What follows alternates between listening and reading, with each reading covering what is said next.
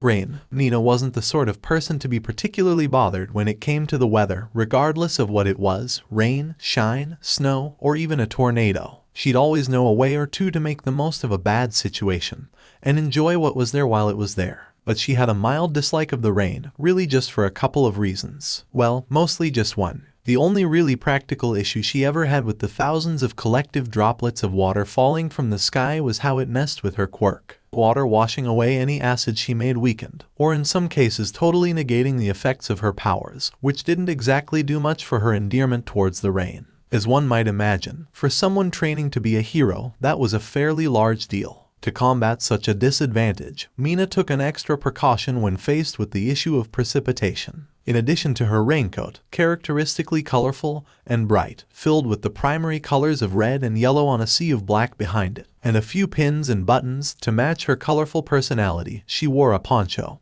which in keeping with her own color scheme was bright pink. She thought that she might as well get some fun out of the plastic device and see if she could confuse passerbys and see if they thought a poncho had somehow developed legs and began to run off on its own. Unlikely, considering the following. The only issue that she ever had with either of these were her horns.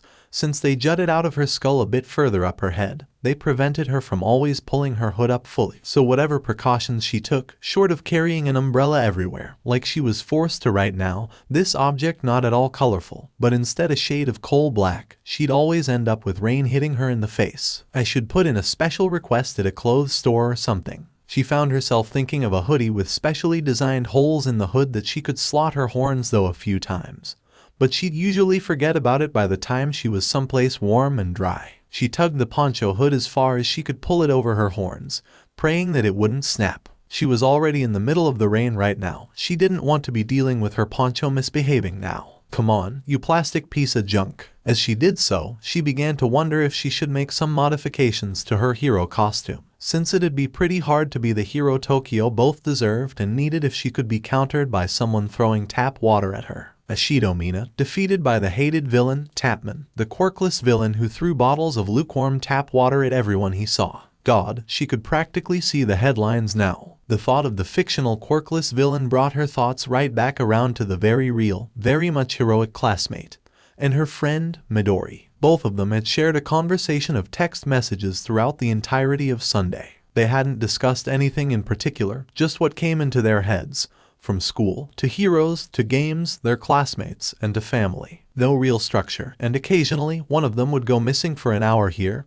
or 10 minutes there, but neither of them minded. It had been a conversation Mina had thoroughly enjoyed. Last Saturday, she had learned so much about Midori, what made him tick, and how his brain worked. He'd told her something so incredible, so absolutely mind-boggling, she couldn't believe she'd even heard it at times. To think someone would actually attempt the UE admission tests, while believing themselves to be totally quirkless. That in itself was something that deserved respect. She'd never even heard of that before. Sure, there weren't any restrictions on people without quirks attempting to get into UE, but any sane individual knew that the chances of that ever actually happening were basically non-existent. But Midori had done it, and passed, but there was now so much more to her green-haired classmate than she'd previously suspected. He made so much sense to her now, and she understood why he was like he was. A person who possessed such a useful and powerful quirk, the incredible power that was his strength-enhancing quirk, that wound up being as meek and timid as Midori was, came from his years of not knowing what his own quirk was, where his low opinion and confidence came from. It finally made sense to her, and she was the only one who knew. She'd guard that particular secret with her life. It was for Midori to disclose as he felt it was appropriate. Mina was a social creature, she wasn't a gossip. Together, he and 𝗵𝗃 were not only polar opposites, but they drew a direct comparison to one another. 𝗵𝗃 knew his quirk from youth. He'd had years to refine and practice it, to learn how it worked, and how to enhance it to the absolute limits. And he grew up to be, well, his charming self. Normally, with a quirk like his, one would suspect the same thing to be true of Midori. For him to be exactly like 𝗵𝗃, right down to the sheer arrogance and bloodthirsty bravado. But no, he had lived close to 15 years without even knowing his own power, and now that he had one, he had no idea what to do with it, but he was learning. Whatever strides he made, he always remained humble, and never took the credit he was due. In a way, as selfish as it may sound, Mina was glad that it had wound up this way, that she had gotten to know the shy, awkward boy was entirely because of the struggles he'd been through. They might not have met otherwise, or she could have been presented with something that was not at all the Midori she knew right now. Next thing she realized, she was on the subway, speeding toward Yui for another day of learning the ropes on how to be the very best heroes they could be. And for some reason, her thoughts just would not fade away from Izuku. And for some reason, it didn't bother her at all. The excitement never ceased for the students of Yui Mina found. Before even arriving at the school grounds, she had been showered with praise and admiration and 1,000 other admiration-applicable components by the people she normally shared her train ride with, as well as a few she'd never seen before. Praises and pats on the back for her efforts and placing during the sports festival, which she'd happily and enthusiastically accepted. One child even asked her for a signature, apparently having come to the conclusion that she was some sort of celebrity because she was on the TV for a short time. Even so, Mina happily obliged, and it once again reminded her just how big of a deal getting into Yui really was. The students there were always the focus point when the topic of the next generation of heroes came up. Being accepted in there really was one of her proudest achievements, if not the single one. And in class, she found out that it hadn't just been her whom had experienced this shock and awe effect of their performances on the big screen. The classroom was essentially a frag grenade filled with activity and enthusiasm so thick Mina could practically taste it.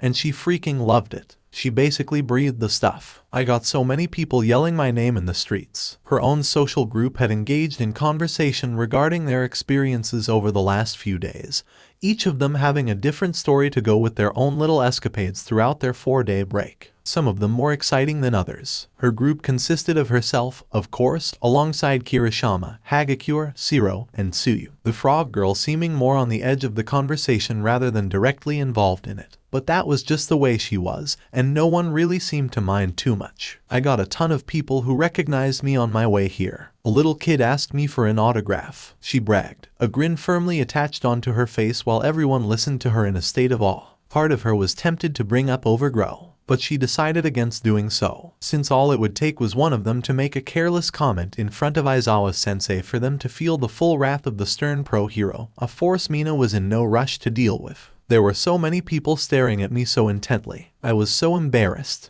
Hagakure gushed on the spot, with Kirishima to her side, nodding alongside the invisible girl that he'd experienced similar. Mina couldn't help but smirk at that statement. It amused her that the girl who literally was invisible could be embarrassed at people staring at her. She stood out due to her innate invisibility. Surely she'd be used to it by now. Speak for yourselves. I got freaking elementary school kids trying to make me feel better by telling me good try. Shiro complained, a look that fell somewhere between irritated and amused covering his face, as he tried to decide if he should have been offended or not that he seemed to be the only one there that hadn't been admired. Good try, Tsuyu croaked in the closest to a teasing manner she could manage. Her joke caused Shiro to slam his head straight into his desk in frustration, which made Mina openly laugh at the tape quirk user's reaction. As she and her group laughed and shared stories, Mina's mind ran back to the 𝗧𝗏, where they had run into those two students from Midori's high school had shown up. She wondered what exactly had gone on between them and Midori, but judging from how jumpy he had been, it couldn't have been all that good.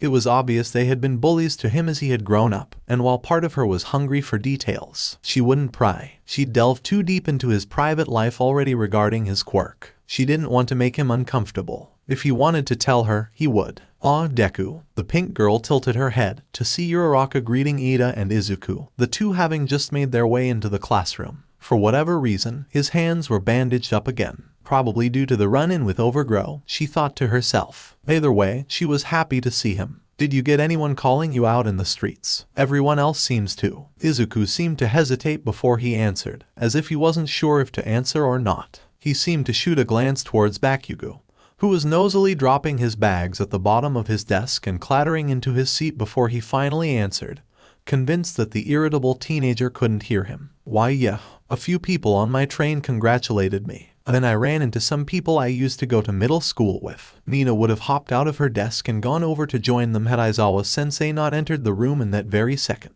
Instantly, everyone found their seats, faced the front, and all noise abruptly stopped, like someone had cut the audio from a television set. Talking to Midori and everyone else would have to wait. It was time for lessons to begin. And what a lesson it had been. Between learning about the votes that had come in for them from the pros, and learning that they would get to choose their work experience placements to go on in just a couple of days, things at the hero course were starting to heat up. But that hadn't been the best part. Oh no, not even close. Today, they'd finally gotten to choose their hero names. Mina had literally jumped straight out of her seat when that particular bombshell was announced, and she hadn't been alone. Virtually everyone had shared that level of pure unrestricted enthusiasm and energy when they'd learned that that was what today would be focused on. Of course, 𝗂𝗏 leading everything off, it had gotten very weird, very quickly. Can't Stop Twinkling was his hero name. Mina didn't even have the words to express how exasperating that particular choice had been. Even Midnight, the person who was supposed to be here to make sure their names weren't too ridiculous, started helping him revise it to make it sound clearer. There was definitely a sense of frustration from everyone in the class, everyone wanting to beg him to please pick a language, either English, French, or Japanese. At this point, none of them even cared which one it was, as long as he became freaking consistent with it. But then it had been her turn, and she had been so incredibly excited to share her name with her class. She'd skipped right up there, whiteboard in hand, and held her hero name up with pride and a smile. Alien Queen.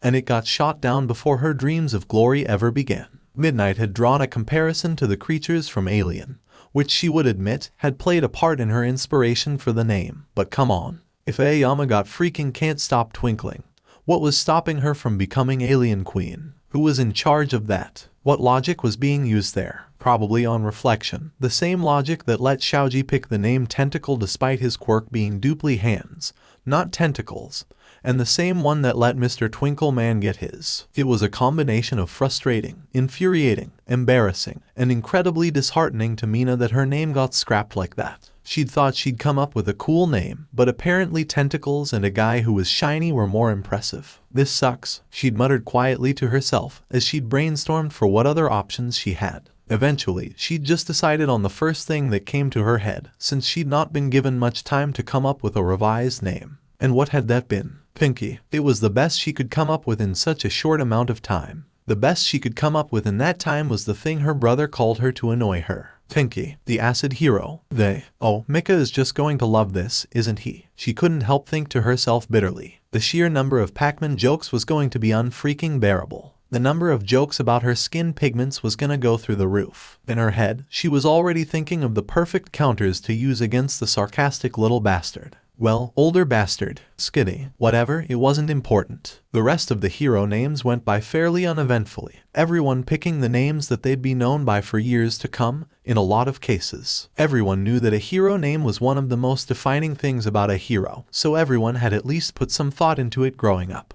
Tsuyu had her name planned since elementary school, whereas Bakugo evidently put more focus in just breaking things constantly, at all times. Todoroki and Ida ended up just going with their names. Mina couldn't personally understand the appeal of that. That wasn't any fun, but it was their choice, and she'd respect it. The last person to present their hero name, excluding the Explosion Maniac's revision of his, was Izuku. Mina assumed he'd come up with thousands of names throughout his childhood. Rough ideas, sketches, probably even costumes that he wanted to have replace his current one once he grew out of it. He probably had the perfect hero name for himself. Although, when she saw it, she couldn't help herself. Well, are you sure about that? She wasn't alone in her sentiment. There wasn't a single person who wasn't at least surprised by Izuku's choice. Even more surprising was the unwavering conviction he held himself in. He wasn't shaking. He refused to back down from this. This was the name he wanted to carry into battle. He'd decided. I'm sure. He nodded, very deliberately. Until recently, I hated this name. I hated everything about it. It basically was a shackle I'd have preferred to forget about. But, with help from certain people, it's become something I want to be known by.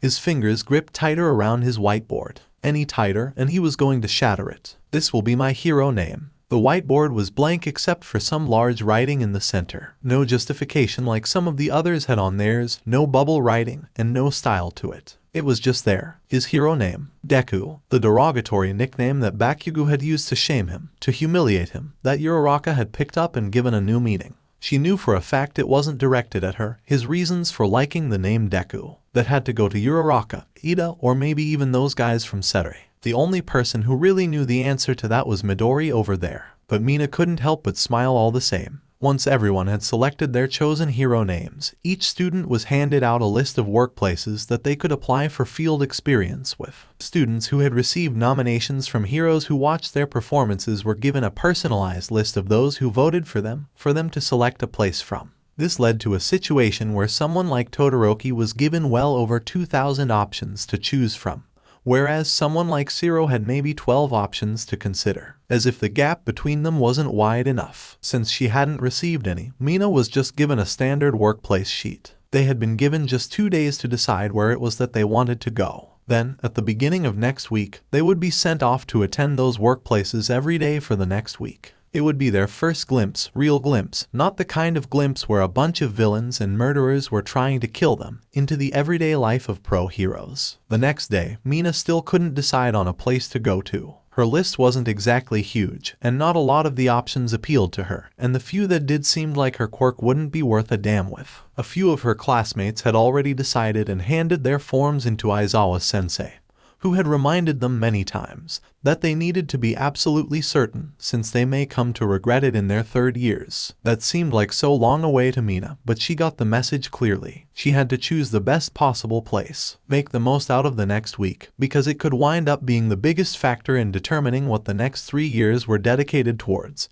be it civil service, fighting villains, or rescue operations, and everything between them. Mina allowed her head to slump into her arms on the desk, covering up her face. What she wouldn't give to have one of those personalized lists. Then the pros would have done half the work for her. They could have decided if her quirk was best suited for their regular workloads. She sighed into the warm, dark den that was her arms right now, feeling her horns press against her forearms and doing so. What the heck could she pick? Hey, Ashido-san. Hearing that voice, that almost unsure, nervous, but clearly concerned tone, Mina knew exactly who it was before he'd even said her name. She pulled her head up, feeling cool air hitting her skin, and sure enough, found Izuku stood near to her desk, with an expression that looked like he'd worked up a lot of nerve to just walk to her side of the classroom. For someone like Midori though, Mina wasn't surprised. They stood on the exact opposite ends of the room, so there was no way that he could walk over to her desk without people noticing him being out of place, even if it was nearing the end of the day. He tended to stick to the left-hand side of the room, near the windows, with Ida and Uraraka. Apparently, he'd just decided that seeing the pink girl looking like she'd passed out at her desk was worth the attention he'd get. Though that didn't mean she wasn't gonna enjoy messing with him just a little bit. She smiled at him warmly, but also with a craftiness to it, as she rested her head in her left hand and looked up towards him. Thought I told you to call me Mina, Midori. Izuku blushed. Why, you were serious? Are you sure? He was a polite person, always preferring to use family names with the appropriate honorific out of nothing else but respect for the individual in front of him. Even if he felt comfortable enough to forego the honorifics, he still usually called people by their family name. That was just how he was. Even Tsuyu had given him permission to use her given name, and he still slipped up on that from time to time. The one and only exception seemed to be Bakugo, or Kaken as Izuku called him. He somehow struggled at being casual. Just another one of his many amusing traits. Yep, I was. Try it. Mina grinned, watching the boy flounder around the place. They'd got the attention of a couple of onlookers, but it wasn't like that was to be unexpected.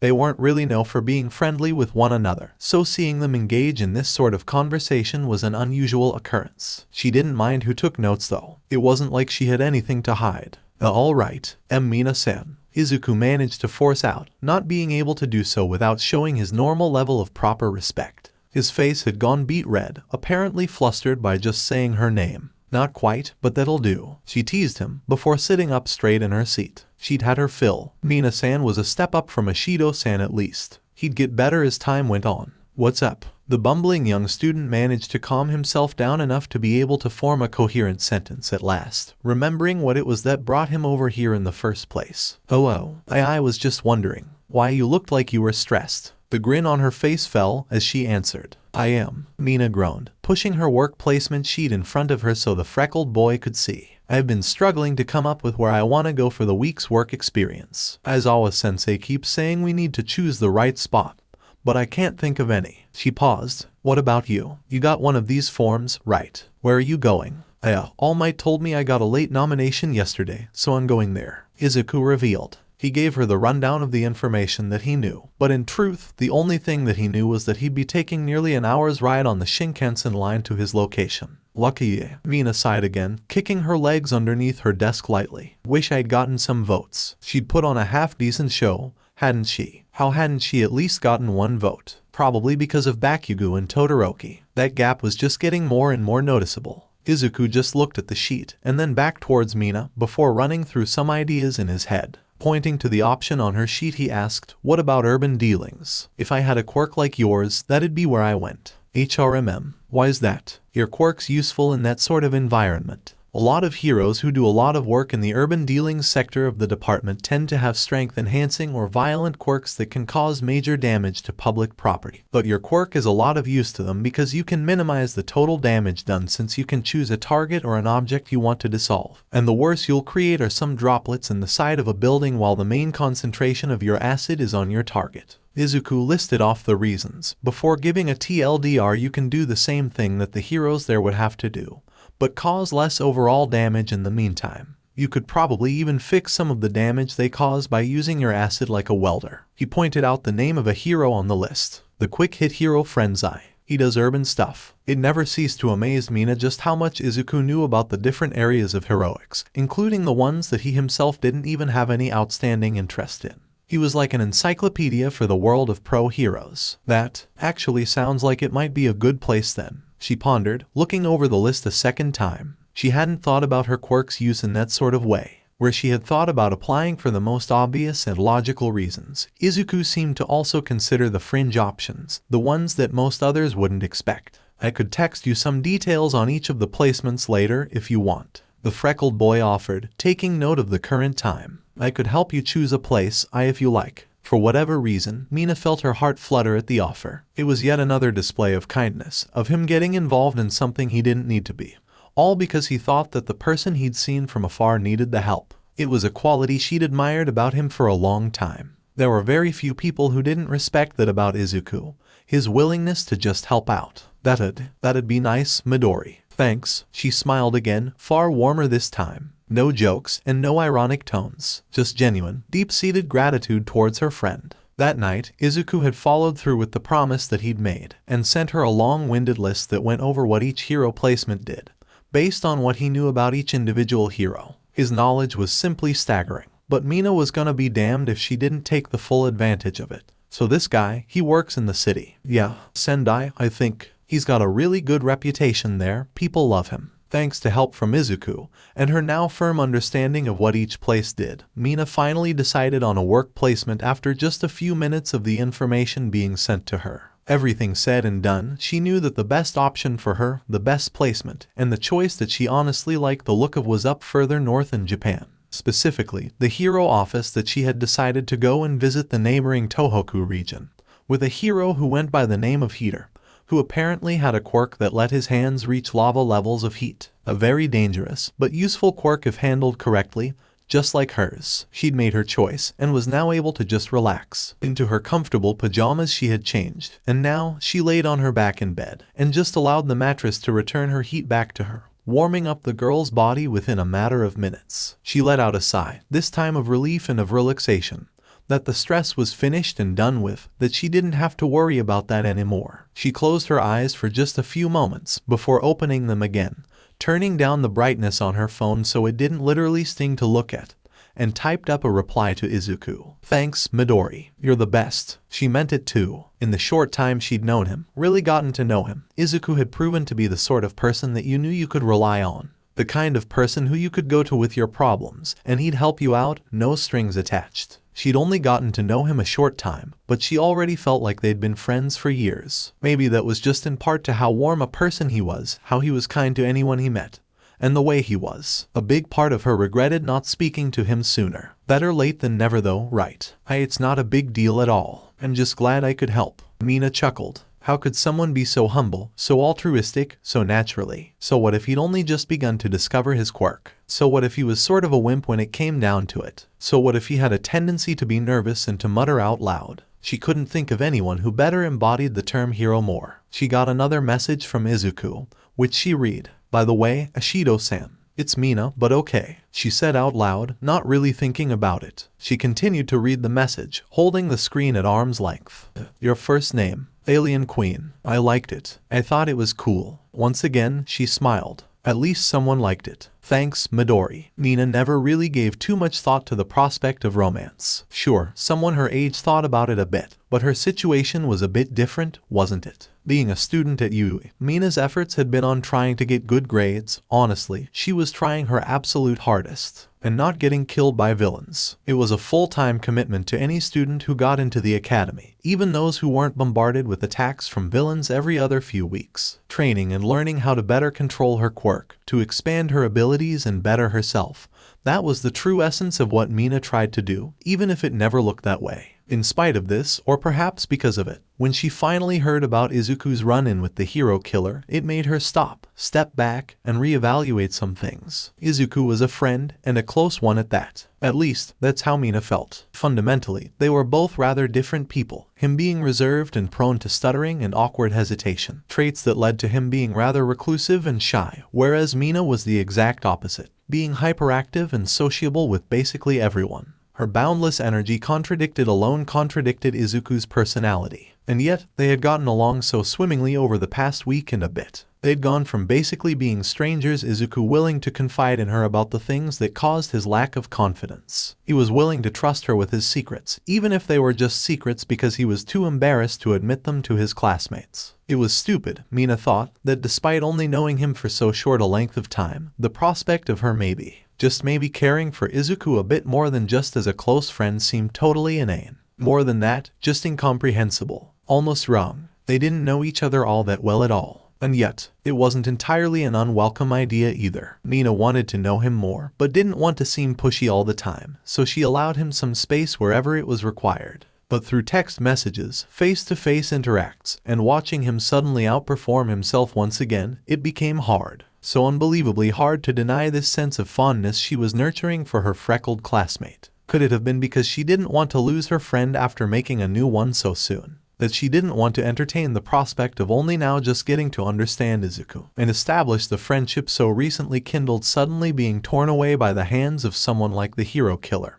Or were these the hidden feelings that she didn't know she had? Of course she hadn't wanted him to get killed in the USJ, even then managing to impress her. But that was back when they hadn't even spoken a word to one another. She would have gotten over it fairly quickly, if not left a bit shaken by his demise. Now she didn't want to even confront a possibility like that. Only adding to her confusion was the reaction her body had whenever she contemplated this. Never before had her heart suddenly gone aflutter whenever she thought about an individual. Band members, celebrities, her favorite heroes. Of course she'd thought about those kinds of people. Everyone did, but they never made her feel this warm inside. Hearing his voice after learning about the hero killer, seeing him when they returned. All of it added up to feelings Mina never knew she had, and never had experienced before in her life. But she couldn't deny she liked them, and that Izuku was attached to those feelings, that he was probably the one responsible for them directly. Whenever he was around, she felt more jumpy than usual, which in itself spoke volumes as to the effect he had on her. And whenever he was hurt or in danger, she wanted to do anything to help him, no matter the danger to herself. She trusted him unconditionally, willing to risk her life if it was in his hands. And just being around him, thinking about him, made her heart beat that bit faster and made her giddy. Could it be? Was it possible that Midori Izuku was her first crush? The idea made her blush hard. Her pink cheeks turned a shade of lilac, standing against the normal pigments of her unusual skin color when she thought about this. The mere fact that she didn't dislike the idea in the slightest only seemed to confirm it. Was it wrong to feel like this for someone she'd only just begun to know? In the movies and in anime, it took weeks, months, sometimes even years for two of the characters to feel this way about one another, and Mina felt like this towards Izuku after just under 2 weeks. Wasn't that wrong? Even unfair to Izuku? Was it selfish of her to want to entertain these daydreams, to wonder what would happen if they were the real feelings trapped within her? This was her first crush, first time ever feeling this way, so she didn't know the answers. But Mina wasn't the kind of person to allow herself to become crippled by insecurities, by indecision and uncertainty. Her very nature forbade that. So, she decided to tackle her issue head-on, to see if she could try to figure out these emotions, with reckless energy and enthusiasm, and by taking the problem by the horns. Not hers, in this case though, Midori. This marked the first time that Mina had greeted Izuku with a hug, and it was certainly a greeting he wouldn't have expected from anyone other than Mina. And even then, it had caught him off guard. It wasn't necessarily unwelcome, just a surprise to Izuku, given everything that had happened to him over the last week. Gran Torino, the hero killer, learning how to use one for all, full cowl. He'd been practically swimming in drama and training for the last 7 days of workplace experience. though he wondered if it was even appropriate to call it that. He'd worked under a pro hero, sure, but at no point had they ever done something even remotely close to a normal hero's day of work. Still, he'd worked hard and come forward in leaps and bounds, so he couldn't complain about that. Right now, however, he found himself tensing up, struggling to even remain upright as Mina had basically thrown her collective body weight onto the unexpecting teenager as she had jumped to hug him, her cheeks pressed rather firmly against his own, doing nothing to help the composure he was struggling to contain in the first place. The crimson appeared on his cheeks before he even knew what was going on, making his face hot. His eyes were suddenly wide open, and for a second, he thought he was being attacked by something, only realizing it was Mina by the pink skin that was wrapping itself around his neck. Mina had snuck up behind him before she had pounced, aiming to scare the living daylights out of him. When she'd learned that he'd had a run-in with the hero killer, and that message during their week's experience was basically in sauce, she had been thrown into a state of absolute panic. Once she was able to get through to him, she'd never been happier to hear his voice in her entire life. Even the USJ invasion didn't come close, so this was her little version of revenge, scaring the crap out of him in retaliation for scaring the crap out of her. So, she'd waited until the day had ended before she'd put her plan into action. 𝗓𝗏 and 𝗧𝗏 were there also, walking either side of him. Not ideal, but Mina had planned this quite honestly silly little idea far too much and way too ahead of time to let their presence stop her. She charged right on ahead and basically invited herself for an 𝗵𝗃 ride as she wrapped her arms around his neck, calling out his nickname in a high-pitched squeal. What? 𝗧𝗏, what is it you think you're doing? She didn't hear the surprised yelp she'd been wanting to from the she certainly got a shriek of surprise and frantic arms flailing from 𝗓𝗏 and a quick demand of her behavior from 𝗧𝗏. But from Izuku, she didn't even hear anything. Instead, she felt a set of hands in her arms, trying to pry her off. Quietly, she heard Izuku speak. 𝗧𝗏, oxygen, can't breathe. Realizing her grip had been way too tight around his neck, 𝗧𝗏 quickly let go of the gasping boy, allowing him to reclaim the air she'd restricted him from gathering. She leaned over and patted him in the back as she did so, the smile not quite gone from her lips. Sorry, Midori. She apologized a bit too cheerfully as she held onto the last letter of his abbreviated name for a couple seconds longer than she needed to. Once Izuku had regained some of the color back from his previously blue face, he found himself with his cheeks redder than they normally were. He faced 𝗧𝗏 with a mixed expression of anger, happiness, embarrassment, with a small hint of curiosity. He struggled to get his words out, part in due to his neck still needing time to adjust to the sudden changes of pressure on it, and partly on due to his normal awkwardness. 𝗧𝗏-san, what was that F for? It's still Mina, she reminded him, her hands now behind her back, and as she did so, she leaned in closer to his face with a smile. That's just my little way of repaying you for scaring me like you did with that message. Once she finished her little comment, a bit closer to Izuku's face than she had ever been excluding the hug she'd given him about 15 seconds ago, she stood upright and turned to face their class president.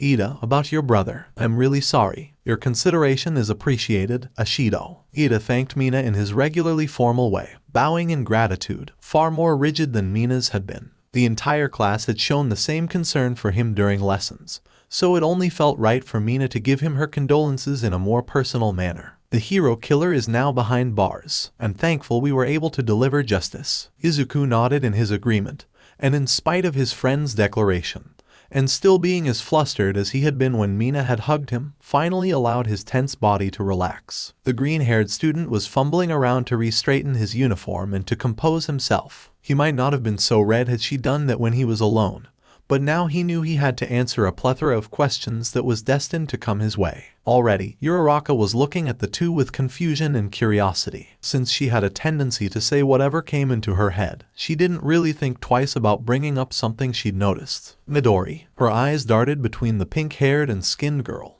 whom had discarded her gray jacket along with the red tie and stuffed it into her bag as she liked to do, leaving her in just the white shirt of the top half of the uniform, and the still neatly uniformed, fumbling Izuku. Yep, it's my nickname for him, Mina cheerfully informed 𝗓𝗏. Like how you and Bakugo call him Deku. I think it's a lot cuter. Not once did she stop beaming as she spoke, each of her words expressed with energy and affection. Izuku had been reduced a blushing mess once again. 𝗓𝗏 looked a mixture of both happiness and surprise. Since she and Mina had a fairly good relationship, the development didn't seem to bother her at all. Instead, she returned the smile Mina was giving and replied, "I didn't know you two were on such good terms." "Nor did I," Ida agreed, looking over at 𝗧𝗑, displaying an equal level of interest. "Is this a recent development?" Just after the sports festival. Mina-san missed her train. 𝗧𝗑 reminded himself to use the pink girl's first name through clenched fists, and a bite of his bottom lip. In doing so made Mina beam, and gave 𝗧𝗏 and Ida a shock that he was willing to use her first name, given his polite and respectful personality. He recounted the events that had transpired, how he and Mina had taken the subway together, and how they had met one another on the following Saturday. He left out the fact that they had had run-ins with 𝗚𝗏 and his two former schoolmates, which Mina didn't miss on, but she didn't bring it up. Eventually, once he was done explaining things to his friends, and the situation seemed to have calmed itself down, 𝗧𝗏 had invited Mina to walk with them to the subway station so they could catch the trains together. Accepting in her enthusiastic manner, Mina alongside 𝗧𝗑, the gap between them smaller than the gaps between anyone else. 𝗧𝗑 couldn't avoid that same unique and pleasant scent that Mina had, once again on her person, and that cute, pretty smile that she displayed at nearly all times. Occasionally, their hands would brush together, and one of them would rush to apologize to the other insisting that really, it was no big deal. But it happened so frequently that 𝗧𝗑 had to wonder if this genuinely was a series of accidents. The prospect of it not being so made him blush beyond all regular levels. So when he managed to work up the nerves to look at the slightly shorter girl, and when she'd always lock eyes with him and smile again, his body would heat up even more. Of course, none of these were even slightly accidental. While these were always the normal things Mina would do, she caught herself taking notes on how certain things that were happening were making her feel. Between conversations with the green-haired boy, and 𝗧𝗏 and Ida, of course, the smiles, the glances, and few seconds of skin contact from her very deliberate efforts, everything just made her feel happy. Just happy whenever she was around 𝗧𝗑. It felt familiar, like their day out, and new and exciting sensations that she'd never experienced, but longed for more. Part of her felt guilty for using him as what basically amounted to a series of experiments to test her own emotions. But she wasn't going to deny that making him flustered like this was fun in itself. Once they made their way to the subway station, 𝗧𝗏 and Ida broke off, heading towards their respective stations that would take them to their residency as quickly as possible. Neither Mina nor 𝗧𝗑 had really paid all that much attention to their friends' reactions whenever the pink girl did something vaguely flirtatious. If they had, they would have seen what was a look of concern, and a face that wasn't quite sure what it thought, but was amused nonetheless. A rarity for Ida, especially these days. Alone with Mina once again, 𝗧𝗑 let out a sigh to calm himself and his nerves before he turned to face Mina. Their journey here still burning in the front of his mind, he wanted to open with a series of questions as to what everything she had done was in the name of. But when he went to interrogate the girl, the casual smile she still wore caused each word to catch themselves in his throat. He eventually decided it would be smarter to just go home, get a shower, and assume everything had been accidental. Well, I guess I should get going to my station too, Ashido-san. Mina, she reminded him once more. The way she kept informing him was making her sound like Tsuyu more and more, she thought. Hell, she'd accept the usual Mina-san at this point. Pushing the comparison between her and her frog form friend, she responded with something that she knew would probably throw 𝗧𝗑 for a loop. Well, do you mind if I travel with you again, Midori? I kinda have a few things I wanna talk about, if that's cool. Was she stuttering? Did 𝗧𝗑 and her just switch verbal tics? 𝗧𝗑's face quickly shifted, becoming serious and inquisitive, but concerned as he always appeared to be. His stutter was gone suddenly as he spoke. Why, what's wrong? Did something happen? No, nothing's wrong, it was a rare sight for Mina to struggle to find words. Usually it'd be a task to get her to calm down for 5 seconds so she'd stop talking. Her being unsure of what to say was a surefire way of knowing something was bothering her. It seemed that 𝗧𝗑 noticed this, and without really thinking about it, he reached over and grabbed her hand. He reassured her with a soft smile, one that usually gave her great comfort. Okay then, come on, we'll grab my train. Unaware that he'd made the girl blush just a bit, 𝗧𝗑 led her through the crowds of the subway station once again, just like he had done the first time she'd come along with him, just a week ago, even though it felt like forever and a day. This time, they actually made their way there with plenty of time remaining before the train whisked them away to the province 𝗧𝗑 lived. The green-haired boy politely held his arm out to allow Mina to take the revered window seat, which she readily accepted. It wasn't until they were sat down that 𝗧𝗑 actually let go of her hand. So, what's up? he asked, as soon as he'd reclaimed his hand and rested it on his armrest casually. He was clearly ready to listen to whatever it was that Mina had to say, something she wasn't sure if she should be grateful or distressed for. She went over in her mind again how ridiculous it was to think like that about Izuku. Just under 2 weeks, 2 weeks. That's how long they'd been friends for, and she was feeling like this about him. They'd faced danger together against 𝗏𴗏, yes, but that couldn't be enough of a catalyst, could it? He'd shared his shame to her, and it had made her grow to appreciate and admire him all that more. But she wasn't that shallow to just fall for someone because he did something impressive, or continuously impressive. A small bead of sweat ran down her forehead as she thought about how much less trouble she'd have to deal with if she just darted out the open train doors right now and made a run for it. Hop on her train, pretend she'd never said anything. Maybe avoid this hole. We are now leaving the station. Please keep the entrances and exits clear. Her hands gripped on the edge of her armrests, and a very small amount of her acid actually melted the right plastic coating. The one closest to the window, so no one could see it. The one on the left, the one Izuku was watching, turned a dark violet. On a regularly colored human, it would turn white, but Mina's pigments declared otherwise for her. So much for that plan. She glanced at Izuku, who was still patiently waiting for her, letting her take all the time she needed to take. Being nervous just wasn't something Mina was used to being. She almost didn't know how to act. This is a bit more awkward than I thought it would be, she sheepishly said with an awkward laugh, trying to stall for a bit of time. Sorry, I'm just... Don't worry about it, Mina. Her darkened eyes widened slightly when she heard him use her name. No honorifics, no formalities, no anything like that. He was here. He was her friend. She could be comfortable when talking to him about anything. Anything except this. Take all the time you need. He added on with a smile. That smile. Thanks. Damn it. Why had she allowed herself to develop a crush on the cutest damn nerd in all of freaking Yui? Wait. Shit. She'd allowed herself to think he was cute now. Not that she was going to deny it, but... Damn it, brain. Stop messing with me. She furiously yelled inside her head. As if to make it up to her, her mind came up with an idea to help her get this conversation going at a normal rate. The hero killer. Izuku's eyebrows narrowed as he heard that name. He leaned back in his seat and let out a sigh that he couldn't decide if it was of exasperation or dread at hearing that lunatic's alias again. Yeah, what about him? I saw your message that you sent out. But I thought it was a pocket dial or something. I didn't realize you were actually facing him until it was done. She remembered the day rather clearly. Heater had shown her how to use her quirk to melt little studs in walls so she could use anything as an improvised ladder. She'd displayed it just earlier today. Even though against 𝗧𝗏, it had been about as effective as entering a brick into Formula 1 racing. Why didn't you tell me about it? As she finished the question, the train began to move, knocking both students back a bit due to the sudden momentum. Izuku blinked.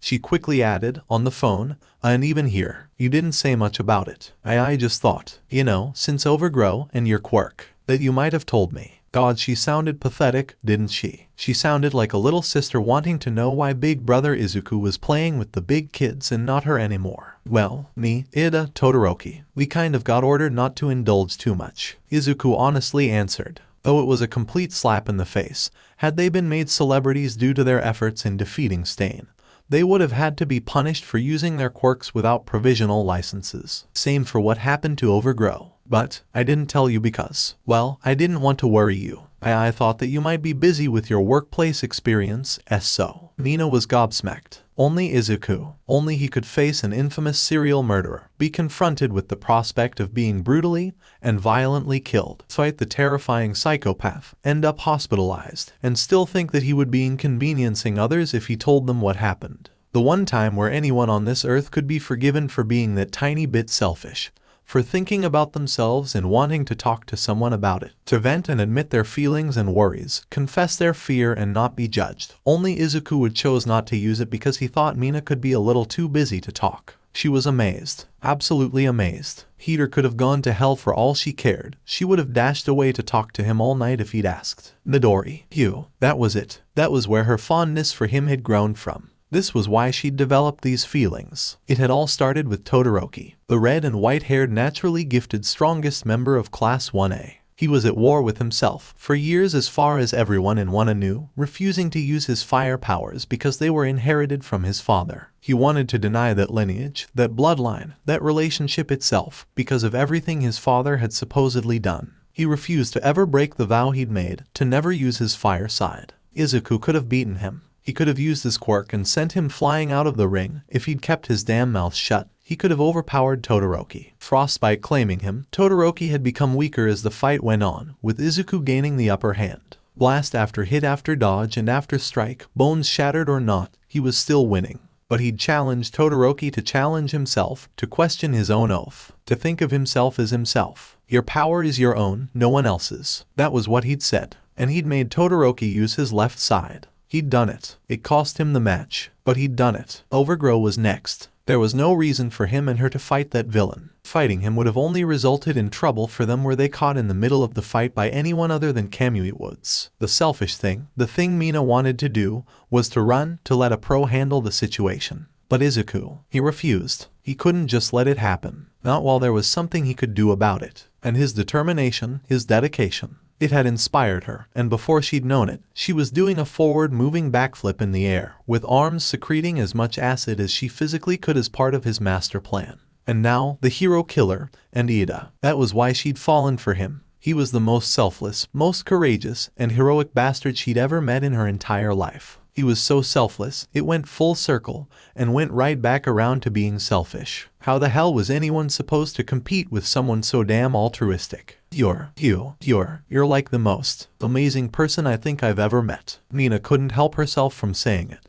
But bizarrely, she didn't feel even slightly embarrassed in saying it. She meant it well and truly. There just wasn't anyone else she could think of. Even All Might didn't come close. All Might was a pro. He was expected to do everything he did. But Izuku, he was a student, like her. There was nothing that said he should have to these things. He just did. But he did it anyway. How couldn't she be inspired and admire this boy? Izuku suddenly went up like a Christmas tree, his face going scarlet red and his eyes shot wide open, revealing his green iris even more. His stammer came back like he'd been hit over the head with it, fumbling over his words and trying to formulate a coherent sentence. That 𝗬𝗏𴗏. The acid quirk user just smiled at him, nervousness gone. She'd been approaching this wrong, she thought to herself. She'd been trying to do this like she'd seen in the movies, in anime, in anything else. But Izuku, he wasn't a conventional sort of person. And neither was she. There wasn't any sort of reason to do this than the way she would have done in normal circumstances. These realizations come forth. She found herself able to relax and interact with him normally. Well, as normal as she could when it came to this guy.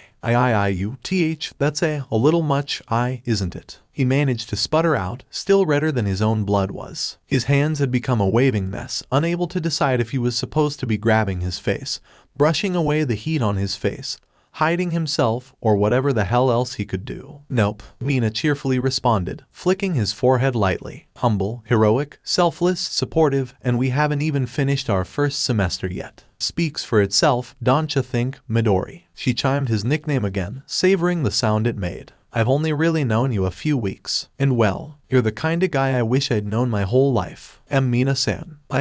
Mina remembered all those sweet words, all that help he gave her when she needed it. I guess I'm trying to say, I'm really glad I met you, Midori. Izuku seemed to wrestle with something as he stared, rather intensely, at the back of the seat in front of him. Still so red, his freckles had basically disappeared. He bit his lower lip and went even redder. Along with this, he began to mumble something, but he was quiet so Mina couldn't hear. When he finally stopped, he looked at her with a fierce fluster. Why you? You can call me Izuku if you want. He offered through a dry throat and a face so warm that Mina swore that the condensation on the window was because of him and him alone. No one called him Izuku. The only person who he was close enough to comfortably call him that was his mother. That in itself spoke mountains as to his feelings for Mina at this point. But, nah, your first name's kinda plain. Hey, she laughed. Midori-kun's cuter, punching his shoulder lightly before resting her head on it. Careful not to whack him in the face with her horns, she made herself comfortable. But, Izuku feels closer. Maybe just when we're alone, if that's what you want. Okay, Izuku. She smiled, knowing full well the effect it would have on him. She liked it. His first name. Sure, it was plain, a bit like him. Or how he looked at least. But it was earnest. It was personal. And it was hers to call him. They kept going on the train in a comfortable,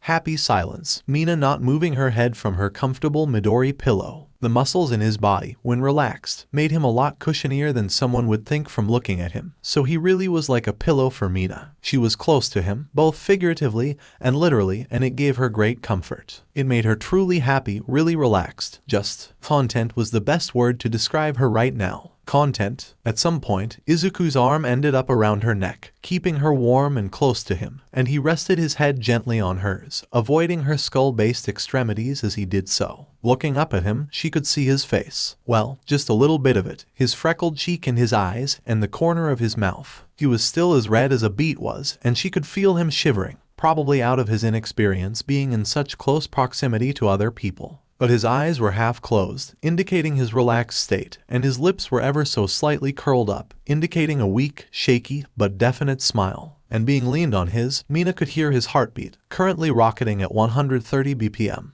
Her own heart was probably close to that as well, though she hadn't counted that one as accurately. Was Izuku feeling the same way as she was? Was that what that meant? Mina entertained the idea fondly as she sighed softly. The announcer suddenly declared that the stop they were at now was the last one before they ended up at Izuku's stop, meaning that this comfortable silence, this comfortable warmth from the boy she was leaned against, would soon be over. But she didn't want it to be over. Screw it, Mina thought to herself. After this, it wasn't like she'd lose anything. And if she didn't try, she wouldn't gain anything. More than that though, she didn't want this, right here and now, whatever it was, to be a one-time thing. She didn't want this to be nothing else but a fond memory that she shared with him, and something she tried to artificially recreate with him later sewn the line throughout their time at Yui. Weirdly, she wasn't nervous about asking. Without looking up at him, she launched the question. Hey, Izuku, you wanna hang out, Seri? I owe you a hangout favor anyway. Izuku remained silent for just a few seconds, but Mina felt his heart rate increase. He became warmer than he already was. When he responded, he did so alongside a small nod. Yeah, I do want to. 1 in the afternoon outside Yui again.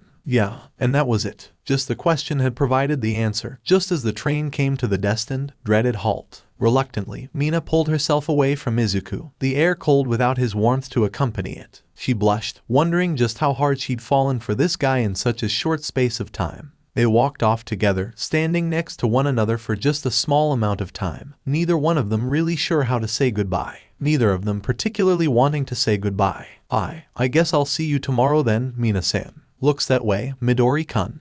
You want me to walk you to your station? He suddenly offered with a shy smile. It was just a way to temporarily extend the time they could spend together, and Mina knew that. But she appreciated it nonetheless. That'd be nice. Close proximity meant that it wasn't a very long extension of their time. But it was an extension, one neither of them hated at all. These feelings, these thoughts Izuku had, they were all new to him as they were to Mina. They almost felt rushed, but he liked them all the same. He wasn't aware that Mina felt the same way, but he liked to think she did. Depressingly, the train was actually on time for once, meaning now was the time for Mina to go. For real this time, but he could see her hesitation, her clenched fists. Does she feel the same? Hey, he said warmly. You'll see me tomorrow. And Seri, that damn warm smile, yet again. She did it then. The hell with caution or even really hiding it now. Mina steeled the nerves that were telling her to board the train right the hell now. She turned to face Izuku and tightly gripped his shoulders, her knuckles turning that unique shade of purple they did, matching her cheeks. Seri, 1 p.m. outside Yui. Why yes. The confused green-haired student suddenly rocketed into attention. His eyes widened in surprise. It's a date then, Midori-kun, she told him, before pulling herself closer to him, and after throwing her arms around his neck, planting the biggest kiss she'd ever given, seen, or heard in her entire life on his cheek, just atop his now invisible freckles. The affectionate display lasted only a few seconds, but it was more than enough to send Izuku into a near paralytic state. If there was ever a better example of has stopped working, he'd forgotten it years ago. Mina quickly let go, and after shooting him a wink from her black right eye, skipped her way onto the train. Izuku didn't move for a long time after that. Not when her train left, and not even when the next one came. His brain was processing what had just happened to him, the first kiss he had ever received from a girl. It wasn't something he was even slightly able to comprehend had just happened right there, just a short while ago. and it had been Mina. Mina had given him the first kiss he'd ever received in his life. Mina. He stood there for so long comprehending it. Eventually, someone dropped some coins at his feet, mistaking him for some sort of public performer. Perhaps, on reflection, kissing Izuku like that, Mina thought, had been a bad idea. She hadn't expected the reaction she'd gotten from him.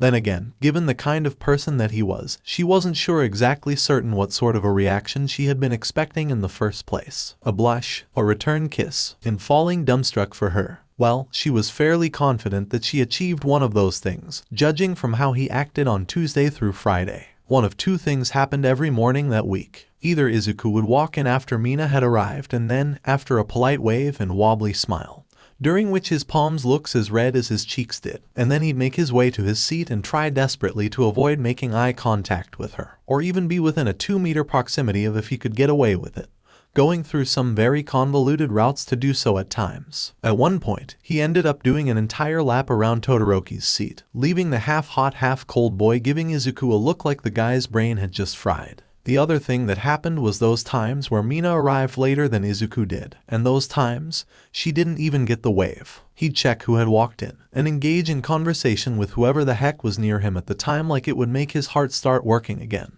Uraraka and Ida were common recipients of this, but Minato and Todoroki, and even people he didn't speak to that often, like Kaminari and Kyoyuka, were also included. This plan of his failed on the Thursday, when the only person who was close enough for this to work was Bakugo, who just unleashed an explosion in his palms as a warning of what was to happen if he kept trying to speak to him. What was unique about their out-of-school interactions were how repetitive and otherwise barely existent they were. Izuku rarely started a conversation between the two, but whenever he did end up messaging her, he would send her the same message, all in capitals, every time. 1 p.m. Saturday outside 𝗚𝗚. There wasn't any doubt in Mina's mind that it was done to convince himself that it hadn't all been a dream of some sort, that if she turned around and asked what the hell he was talking about, he'd instantly forget it ever happened. Like he was checking with her to see if it was still happening. Not that she ever did say that she was going to call it off. She was looking forward to their inevitably awkward date. None of this meant that they didn't talk throughout the week whatsoever. They did, but their conversations weren't at all like they were previously. They spoke in short bursts at a time, before one of them made some sort of excuse,